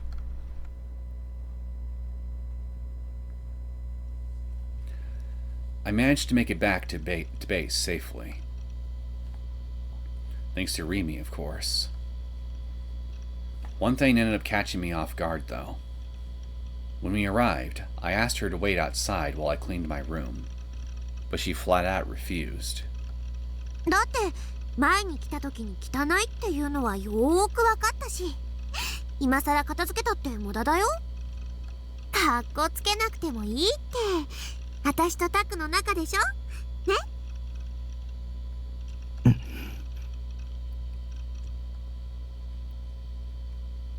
You really are an angel, going out of your way to be friends with a slob like this man. He doesn't deserve your friendship. The filthy hermit. Yeah, but I wish I knew what exactly that meant. Rimi was completely absent from my memory, meaning I didn't really know her. Every once in a while, I'd find myself taken aback at how ridiculously friendly Rimi was whenever she talked to me. It wasn't unpleasant or anything, but it only made it all more clear how different we felt about each other. On that particular note, was Rimi serious about there being no point in me cleaning my room? The floor was littered with empty box lunches, and the bed was piled high with eroge cases. Eroge cases with not exactly the most safe for work cover art. Either Rimi had nerves of steel, or she had no reason to feel on edge around me. Could be both. Trying to figure out which it was only made me feel even more confused. Rimi, unaware of how distressed I was, went to sit on the sofa, looking earnestly over the lyric booklet included in the Phantasm CD. I plopped down in my chair, and tension flooding my body left soon after. My mind was completely maxed after spending most of the day terrified, yet I wasn't feeling that exhausted. Maybe that was thanks to Rimi being there. さて、どうしよっか。Playing world domination? That's what I'd be doing right now. Closing the lyric booklet, Rimi stretched her arms out high and sent a mile my way. Wait, a mile her way? A smile. Somehow the S turned invisible. Maybe Shogun's fucking with me now. What should we do? What were we supposed to do? Plot to take over the world, starting with the nearest pizzeria. She hadn't come here to hang out or anything. She just wanted me to lend her a CD.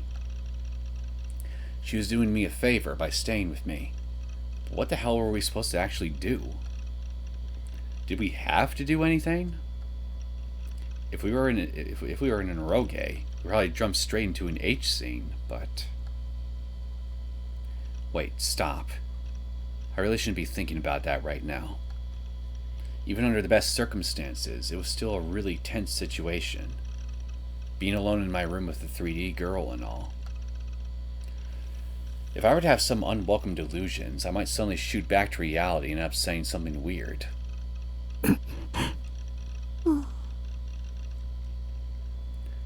Silence. Rimi was staring vacantly at the various manga scattered on the floor, and the eroge piled up on the bed. Awkward. I knew that most of the awkwardness would just dissipate if I just said something, but the only subjects I could think of were video games and anime. Well, start with those. Seriously, what else you got? It's not like you got anything else interesting to talk about. And I doubted that Rimi knew anything about either. You never know until you try. Wouldn't it be more logical for Rimi to say something? She was the one who said she'd stay with me and all. This was going to be a bad time if she actually expected me to lead the conversation.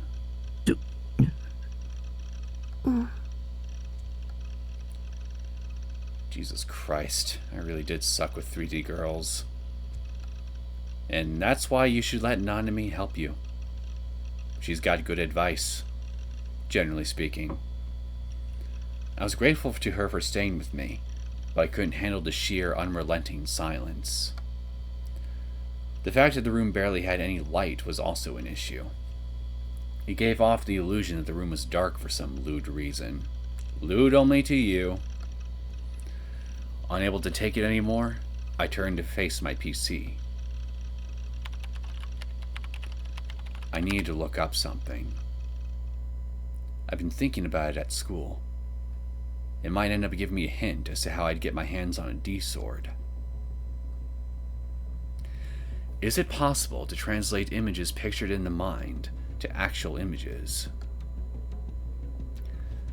Using what Sena had told me about VR technology and people being electronic devices as a base, I began researching the subject. 何してるの?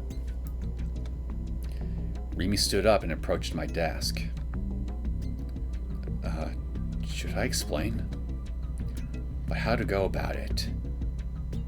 It'd take forever if I told her everything. ねえねえ、何してるか教えてよ。See no reaction from me. Rimi poked me in the back with her finger. I couldn't just ignore her, right? Yeah, it'd never be that easy. 君はその妄想が現実になるって信じられる? As I entered a few keywords into the search bar, I spoke without looking at Rimi. Instead, I pretended I was talking to Seiratan. 妄想が現実に? 無理でしょう。もしそれができたら、人はとっくに万能になってるよ。That's a good point, actually. Delusions created a world in which any action, no matter how unrealistic, was possible. If they were to become reality, the unreal would become real. Unreality would become reality. それがどうしたの? それに近いシステムがアメリカで特許あるんだ。へえ、冗談でしょ。I could feel Rimi's doubtful scoff on my back. So in response, I showed her the image of the patent that Shiho had found for me. ん? これは? 特許の証拠写真。本当に? Rimi leaned forward and brought her face close to the monitor. She was right up next to my face, peering intently at the screen. 私英語って苦手。すごいね、タク。英語読めるなんて。She was way too close. She was so close I could see the glittering of her eyes as they reflected the light of the monitor. I got flustered all over again. ねえねえ、どういうことか教えてよ。Seemed it had piqued her interest. I tried to avoid thinking about how close she was to me, and attempted to focus on Seiratan and the monitor instead. 生まれながらに盲目の人でもビデオカメラみたいな映像機器を通すことでそこに映る景色が見えるようになるんだ。これ豆知識な。ビデオカメラが目の代わりっていうこと？そう。VR 技術って言うんだよ。へえ。もし本当だったらすごいな。But it is. That's what I'm trying to tell you. Sena told me there's already been successful tests. でも機械を使って目が見えるようになるのと妄想が現実になるってどうつながるの？私頭悪いからよくわかんないや。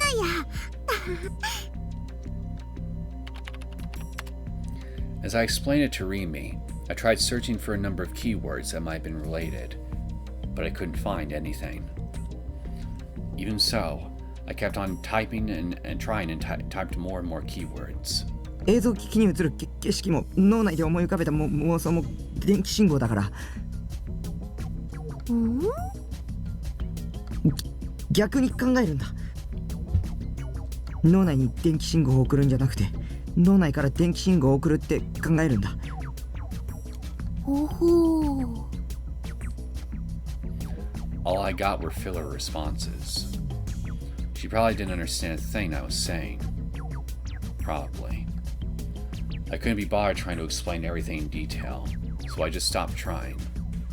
I had to concentrate on my research. It didn't really matter if she understood it or not. After all, it was nothing more than a hypothesis I'd come up with. Rimi was still making noises and nodding to herself. Time to ignore her. I'd been doing a whole lot of searching, but I was still unable to find any data to confirm my hypothesis. I tried taking a different approach, this time focusing my research on the patent itself. I went and checked a foreign website that Shio had told me about, one that listed American patents. Once I was there, I began to look for patents that would fit what I had in mind. Look at that.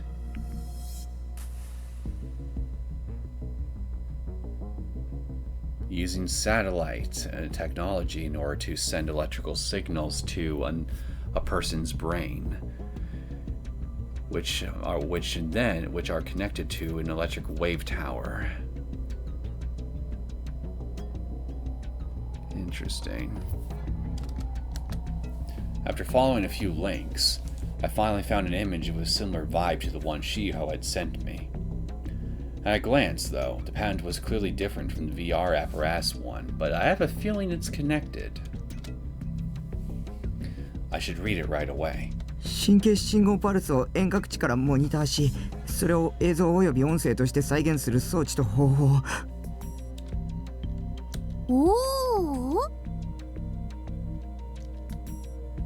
That was exactly what I had in mind. I involuntarily leapt out of my chair. これすごいぞ。Wait a minute. Apparatus meant for remotely controlling and altering nerve impulse signals and reproducing them as video and audio output.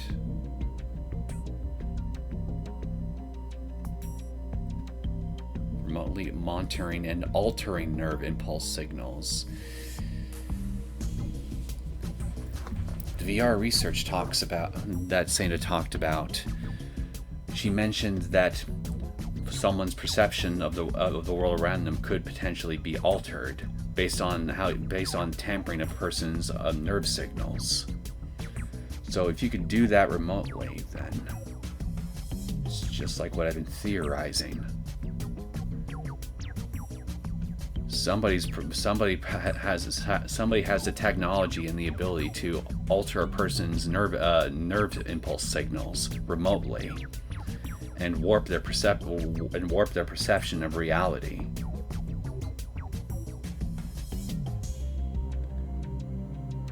Furthermore,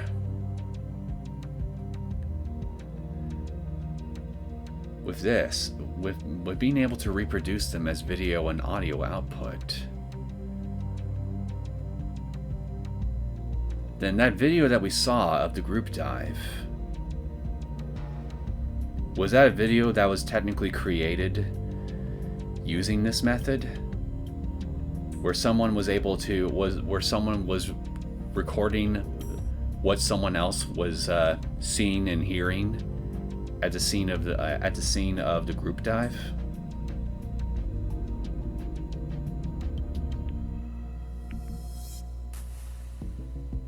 That would then mean that there was someone who was witnessing the whole act take place, including the so-called cameraman, a seventh person or seventh party, if you will. right? If I'm thinking about this right. What if Shogun, if that sound we heard during the group dive was indeed the sound of Shogun's wheelchair we were hearing, and their low perception to the ground? What if Shogun was... Well, if Shogun isn't the killer, and someone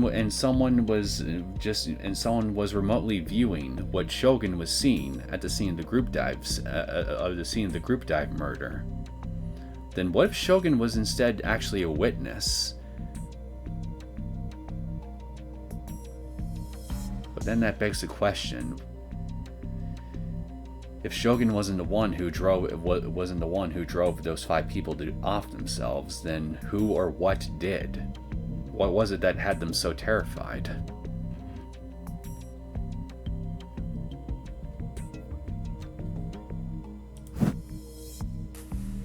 I'm gonna continue. I can save. I think I need more information. すごいの？何が？簡単に言うと、これ他人の思考を盗撮する技術だ。思考を盗撮。To sum it up, the audio and video people were imagining in their heads could be stolen by using a certain apparatus. Moreover, it even said that nerve impulses could be monitored from satellites. That meant it was possible to spy on a subject's thoughts, no matter where they were on the planet. 本当にそんなことできるの？ SF 小説とかそういう類のものなんじゃ？特許ってそのシステム自体が完全に仕上がってないと絶対に取得できないんだって。That had been made clear to me when I've been looking up stuff about patents earlier. だからこれもちゃんとシステムが確立されてるってことだよ。This wasn't mere fiction. As long as you had the technological capabilities and the funds to build it, you could implement it at any time. Before, Sena had told me that. ある意図的な情報を神経パルスへコンバートすることが可能なら、人の五感すべて、さらには人の意志そのものもコントロールできるんじゃないか。I couldn't find a source for that, so it remained as mere conjecture from her. However, for my own theory, there were sources. Why would something so insane not have spread all throughout Japan? This clearly deserved a Nobel Prize, if not something even bigger. I continued my research, this time looking up the mind-reading keyword. Then I found a record of a particular lawsuit from America.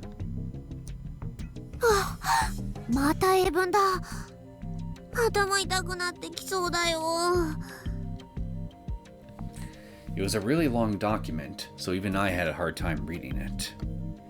It probably would read poorly, but I decided to use a piece of English to Japanese translation software. The contents of what was written there could be summarized like this. Legal record. Plaintiff N.K. Rabin. Defendant. The United States Department of Defense, CIA. Plaintiff's allegations. I have become aware that my mind has been read via the use of a peculiar device. My monitored thoughts are then recorded and subsequently transferred to an unknown location using satellites. The aforementioned satellites have taken me hostage. I have been the victim of constant, unending attacks regardless of the time of day, all which were carried out by these very satellites.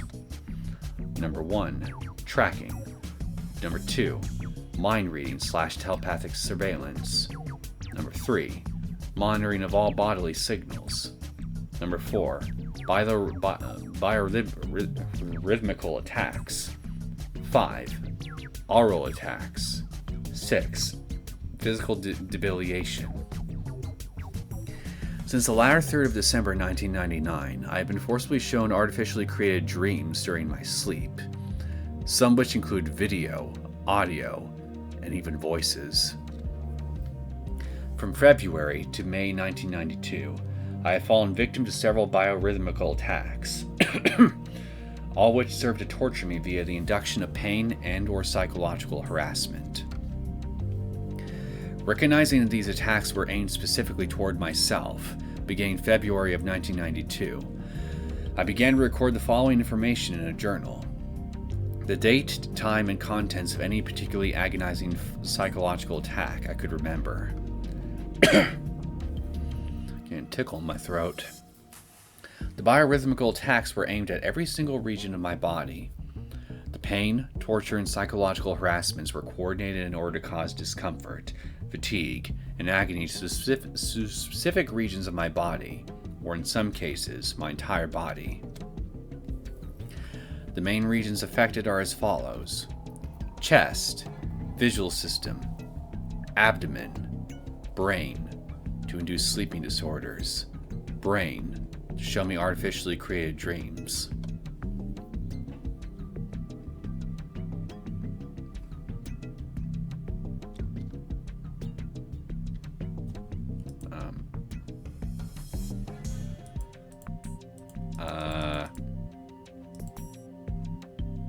Why isn't it moving forward? I'm not getting any... Oh, there we go. Could have sworn I hit the enter key. 思考監視、思考盗撮、しかも国家ぐるみ。マジ？私これ知ってる。何年か前に映画で見た。That was fiction, though. But what was written on these records very much wasn't. There were two possibilities. Either the plaintiff was a total mental case, or the entire thing was factual. It was difficult to figure out where exactly the boundary between the two was. Taking into account the patent from earlier, it could very well be truthful. So Sena and Ayase weren't total mental cases. Particularly Ayase. Back then. Ayase had cloned herself right before my very eyes. I hadn't witnessed the exact moment when it happened. All I knew was that when I turned around, another Ayase was there. And she was wearing a school swimsuit for some reason. She also showed me how she pulled her D-sword out of thin air.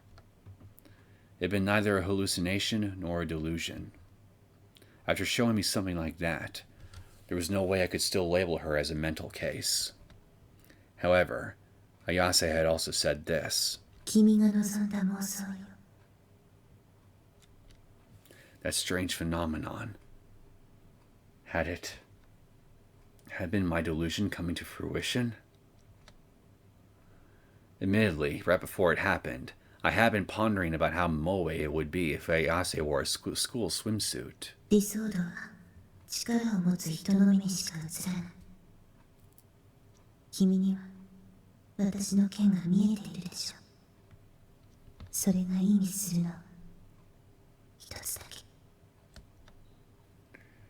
Maybe that was what Ayase had been talking about when she mentioned the power. A power that projected delusions into reality. Maybe I had that power. Oh, another one. No. I was probably jumping to conclusions. It was a total stretch to think that I had psychic ability existed just because something, a system using scientific means, was able to reproduce delusions as images. I'm going to go with red.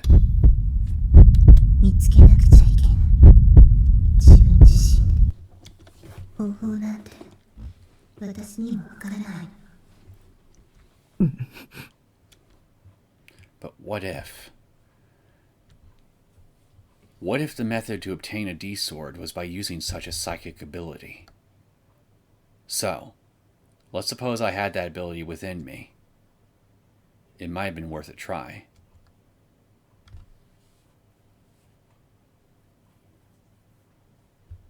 No flash. Leaving Rimi to stare at the PC screen for eyebrows furrowed, I picked up the toy D-sword sitting in the corner of my room. I went to the stand in the center of my room and brought my sword to my eye level like I was an ESO character. At that point, I started to feel kind of ridiculous. There was no way a skinny Japanese guy like me would look cool holding such a huge sword. It was easy to find pictures of cosplayers doing the same thing online, but the vast majority of them just felt painful to look at. Someone would probably feel the same way about me if they saw me like this. This might have been asking for the impossible. Despite my pessimism, I gave it a try nonetheless.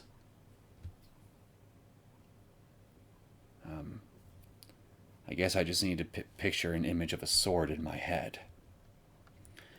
When the word sword came to mind, I couldn't help but think about ESO. Maybe I should picture something akin to the beautiful, sinister swords that Sena and Neosekken had, each complete with a sharpness that could sever anything it touched.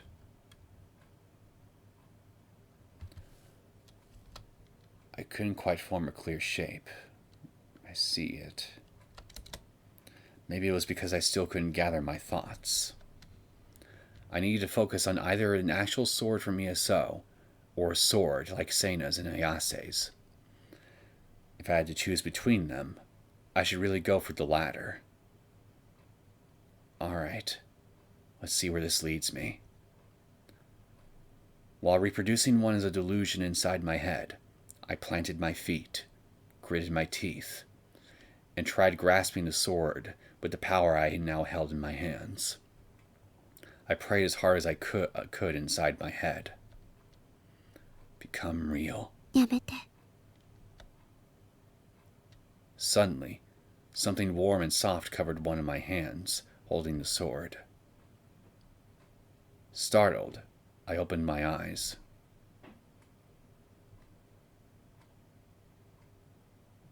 Rimi had reached out her hand from beside me and grabbed my wrist. Why are you stopping me? Her head hung low. Her eyebrows were furrowed in distress, and her lips trembled slightly. What the? Something was wrong. It felt like she had an entirely different it felt like she was an entirely different person from the one that had been getting all confused about patents earlier. And what was she telling me to stop? An unpleasant memory flashed through my mind. Rimi was on my side. She was supposed to be. However, I still hadn't solved the mysteries surrounding her. Did Rimi know something about D-swords? With a gulp, I nervously called out to her. タク、 Her eyes cast downward. Rimi opened her mouth. Her voice was stifled, devoid of any and all emotion. その件だけど、 Rimi was my ally, wasn't she? She wouldn't betray me like you did, would she? Even if Rimi betrayed me, I'd... 捨てた方がいいと思う。どうして My voice nearly cracked. Did Rimi know something after all? だって、 Rimi's gaze finally moved, but this time it landed squarely on my eyes. I hurriedly averted my own. What was she going to say? だって、もう高校生だし。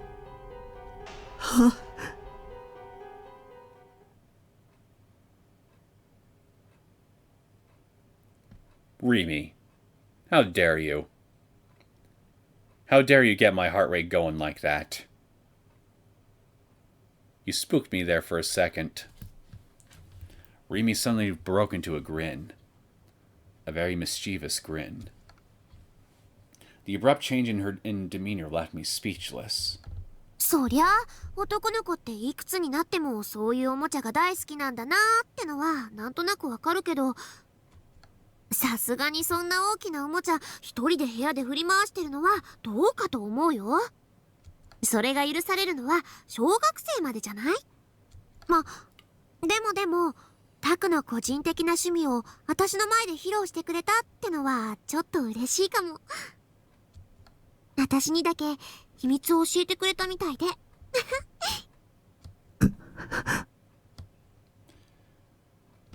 What the hell, man? Got all scared for no reason. そもそもそれどこで買ってきたの？高かったんじゃない？ 1万円、渋谷の雑貨屋で。へえ、1万円か。安いのか高いのかわからないけどでもそんな大きなおもちゃが普通に売ってるんだね。私そんな大きなのを直接見たのって初めて。その雑貨屋さんに売ってるっていうのは誰かに教えてもらったの？ She really wasn't gonna let it go. Was she interested in those kind of swords or something? Maybe Rimi was actually a tall shinobu in disguise. So the one who'd been making fun of me for having a sword actually wanted one herself? Tsundere much? LMAO. 自分で調べた。ネットで。ネットか。すごいな。何でも情報が手に入るんだね。私は全然ダメ。パソコンなんてろくに使えないよ。Which makes me remember a question I asked you earlier. How did you find out about Phantasm then? Did you just hear somebody talk about them or something? で、その件って流行ってるの？なんで？タクはどうしてそれを買おうと思ったのかなって。Maybe I should just tell her the truth. If she was going to stay by my side moving forward, maybe she'd end up helping me search for a real D-sword in the future. If that was the case, it might be better to just tell her everything now and get it out of the way. これは偽物だけど、本物があるんだ。本物？ Rimi tilted her head, puzzled. 本物を持ってる人を僕知ってるんだ。2人いる。同じ学校の女子。女子ね。女の子がこんなおもちゃを欲しがるかな。本当なんだ。それにおもちゃじゃない。あ、ごめん。本物は光るんだ。それにすごい存在感で。僕それを探してる。それさえ手に入れれば僕は救われるんだ。救われるって。Rimi looked quite puzzled, but I was dead serious. Not to mention a D-sword would be a powerful tool to confront Shogun. それで鉄。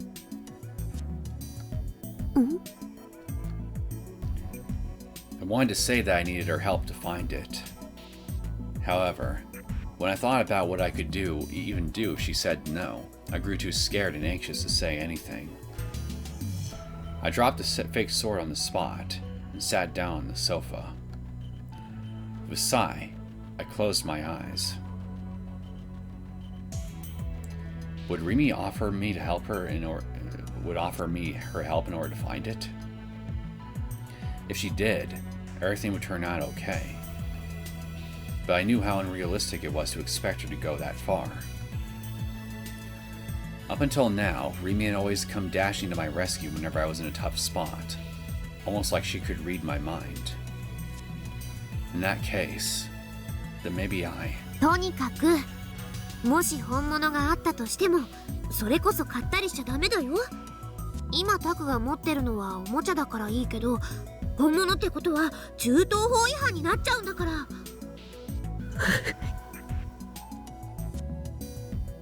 My hopes were crushed instantly. Insane disappointment. Then again, Rimi's reaction made sense from the POV of an average person. These past few weeks, I encountered so many inexplicable things. I was nearly at the point where I was ready to believe everything that Sena and Ayase had said. Maybe Ayase was right. I had to find a D-sword entirely on my own. それでタク、 I felt Rimi sit down next to me. その本物の剣を持ってる女子って誰かな？ Her voice came from very close by. She was right next to me. It was just the two of us in an enclosed, dimly lit room. And we were sitting right next to each other. Emergency!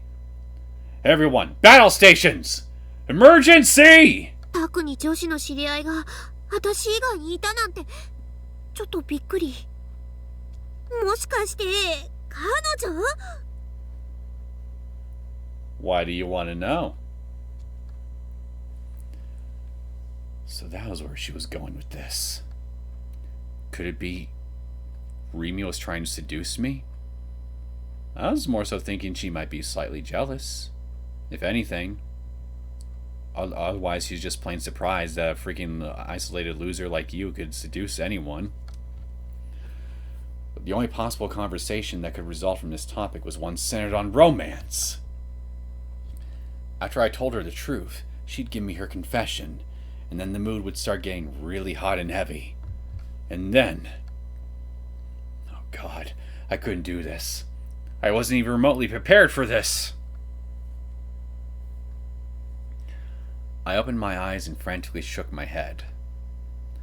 Both Ayase and Sena were mysterious creatures. Not to mention absolute mental cases. Schizo didn't even begin to describe them. I'd have moeed over them if they were 2D characters, but I never moe over 3D shit, even though you were doing more than mowing over 3D shit just less than an hour ago in that CD store. Especially with Sena. Talking to her just scared me. It wouldn't surprise me if violence was just part of her MO. I wanted to stay as far away from her as possible.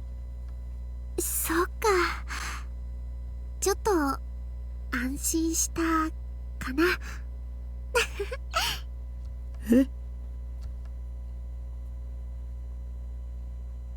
Dear God, I'm getting a lot of these today. Flag tripped! Oh shit, oh shit, oh shit. My whole body froze in place. She clearly said that on purpose, right? Was she subtly hitting on me right now? Judging from the flow of this conversation, there's a good chance Rimi had me right where she wanted me. I'm gonna go for it again, actually. How should I answer? Should I just come out and say exactly what she wanted to hear? Yeah, surely nothing bad could come from that. But I wasn't sure I had the confidence to go out with a real girl.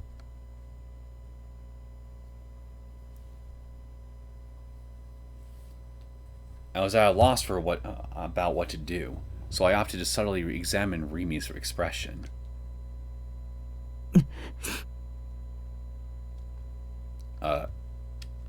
What? Rimi! When did you change clothes? Or wait, is this another Rimi I just conjured up? Rimi had changed clothes in the blink of an eye. She should have been wearing her uniform, but there was no way she could have sneakily changed clothes in the short time my eyes closed for. Right? I couldn't keep up with such a sudden change. どうかした？ Rimi tilted her head. She didn't say a word about her sudden change of clothes. What was going on? Had Rimi not noticed? Or was she playing dumb?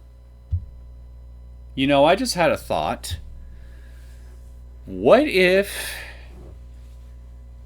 the uniform that school uniform of hers was indeed fake?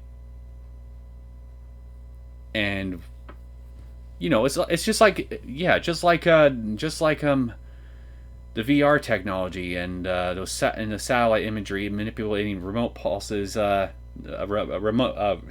pulses remotely and all that stuff.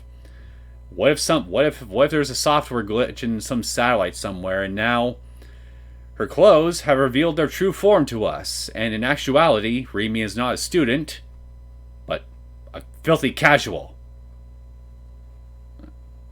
Yeah, in all due seriousness, I don't really know what's going on here. Trying not to ogle her, I looked over her new change of clothes.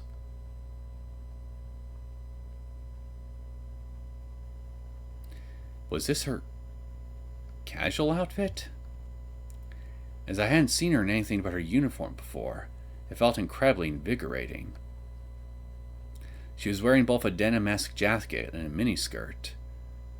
The over-the-knee socks she'd been wearing before were gone. Essentially, her bare legs were on display. Her thighs were smooth and voluptuous. And while she was clearly wearing a miniskirt, she was also hugging her knees as she sat, so I can see her panties. Sakihata-san. Actually, depending on the angle, it almost looked like she was completely commando. Against my better judgment, my eyes directed themselves toward the V-zone of her skirt. I desperately called forth my rational side to suppress my lust. The way she was sitting,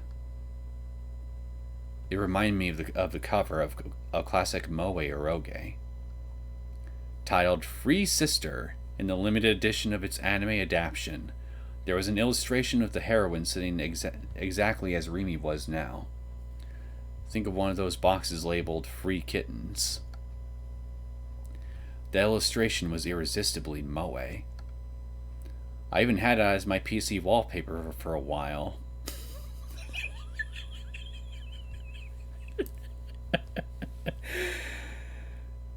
Maybe you should do your utmost best to make sure that Nanami doesn't know that you have a thing for little sister moes.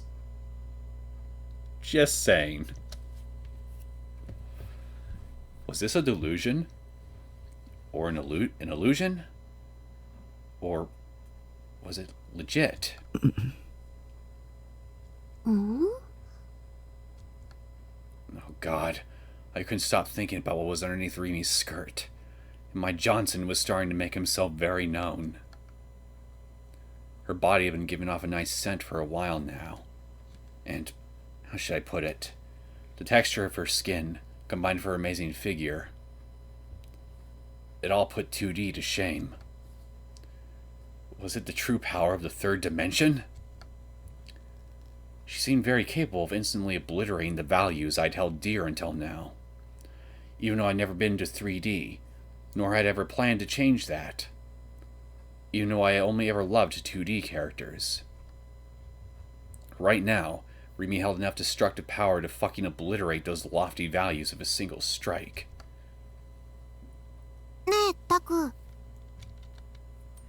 Surprising no one, Rimi showed no sign of acknowledging her change in outfit. Instead, just giving me an innocent smile. 私、喉乾いてきちゃった。何か飲み物ある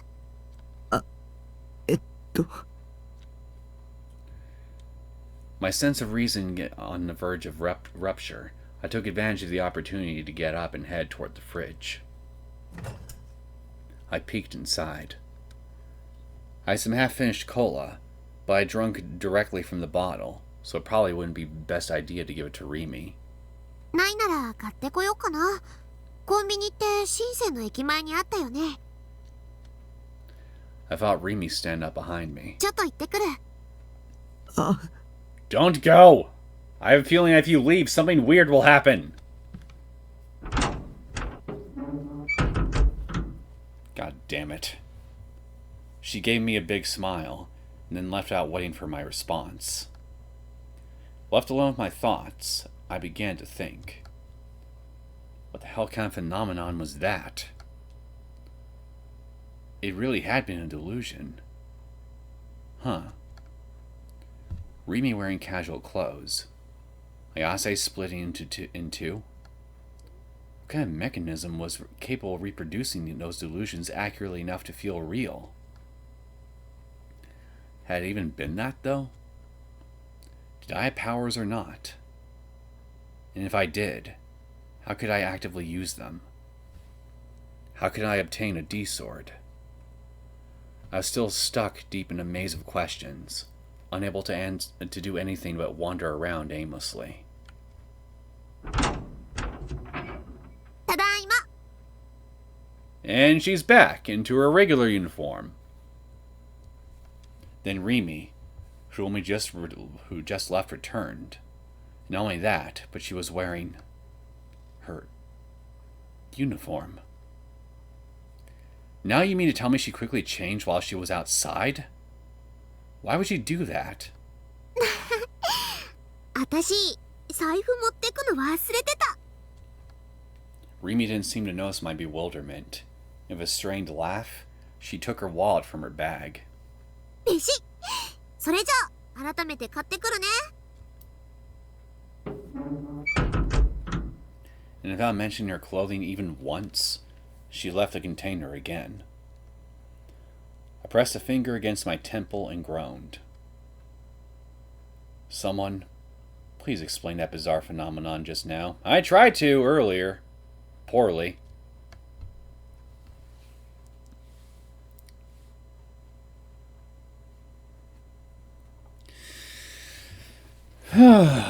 Well,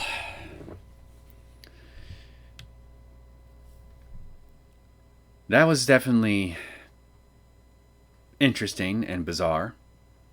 Her change of clothes and her seemingly not noticing it. Perhaps he kind of diluted those clothes into reality without even realizing he was doing it.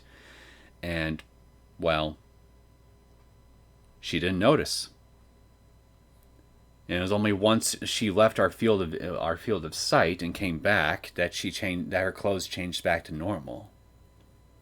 So, if that was a delusion that was made manifest, then the delusion could only be maintained as long as I had visible sight of her. At least that's how it appears to me.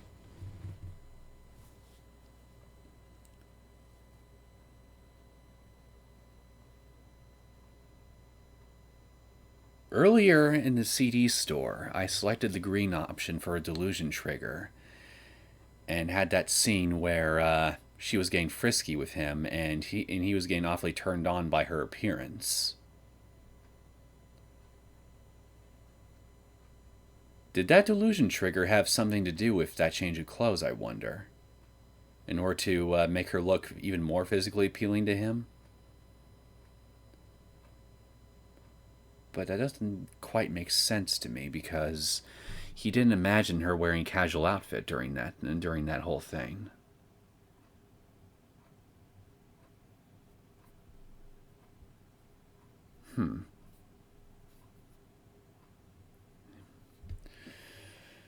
Well, whatever was going on here, I'm pretty certain it has something to do with. I'm pretty sure it has something to do with the power of delusions for sure, even if I'm not exactly certain how exactly he made it happen this time. If that's even indeed what we were looking at. I think I'm going to go ahead and cut things off here. This has been going on for almost 2.5 hours. So, okay.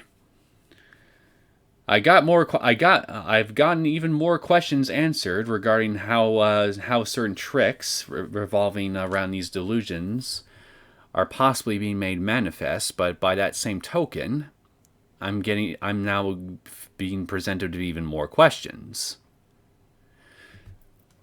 Namely,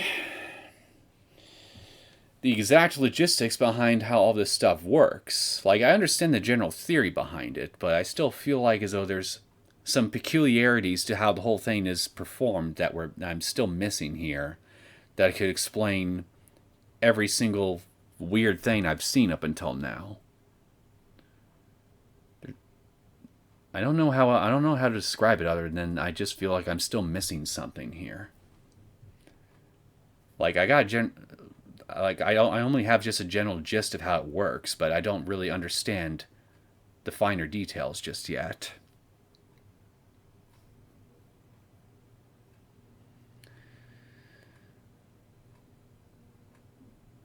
Maybe I'll get some more information about that in the next episode to help clear up some of my confusion. At least I hope so, but I kind of doubt it. Anyway, all this stuff aside, so I guess now Rimi's going to be accompanying us for the foreseeable future. I'm not going to lie, I was expecting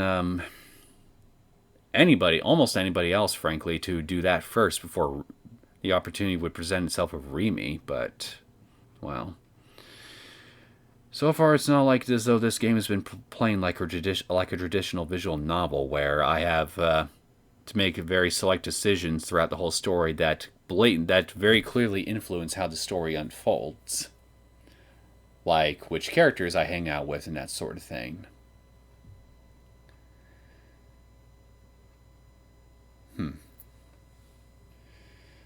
Either way, I'm curious to see what will happen next time. So, anyway, I'm going to go ahead and, like I said, I'm going to go ahead and end things now. I hope you guys enjoyed this latest episode of Chaos Head Noah. If you did and you want to see more content from me, feel free to hit like and subscribe. I will see you all next time. Take care.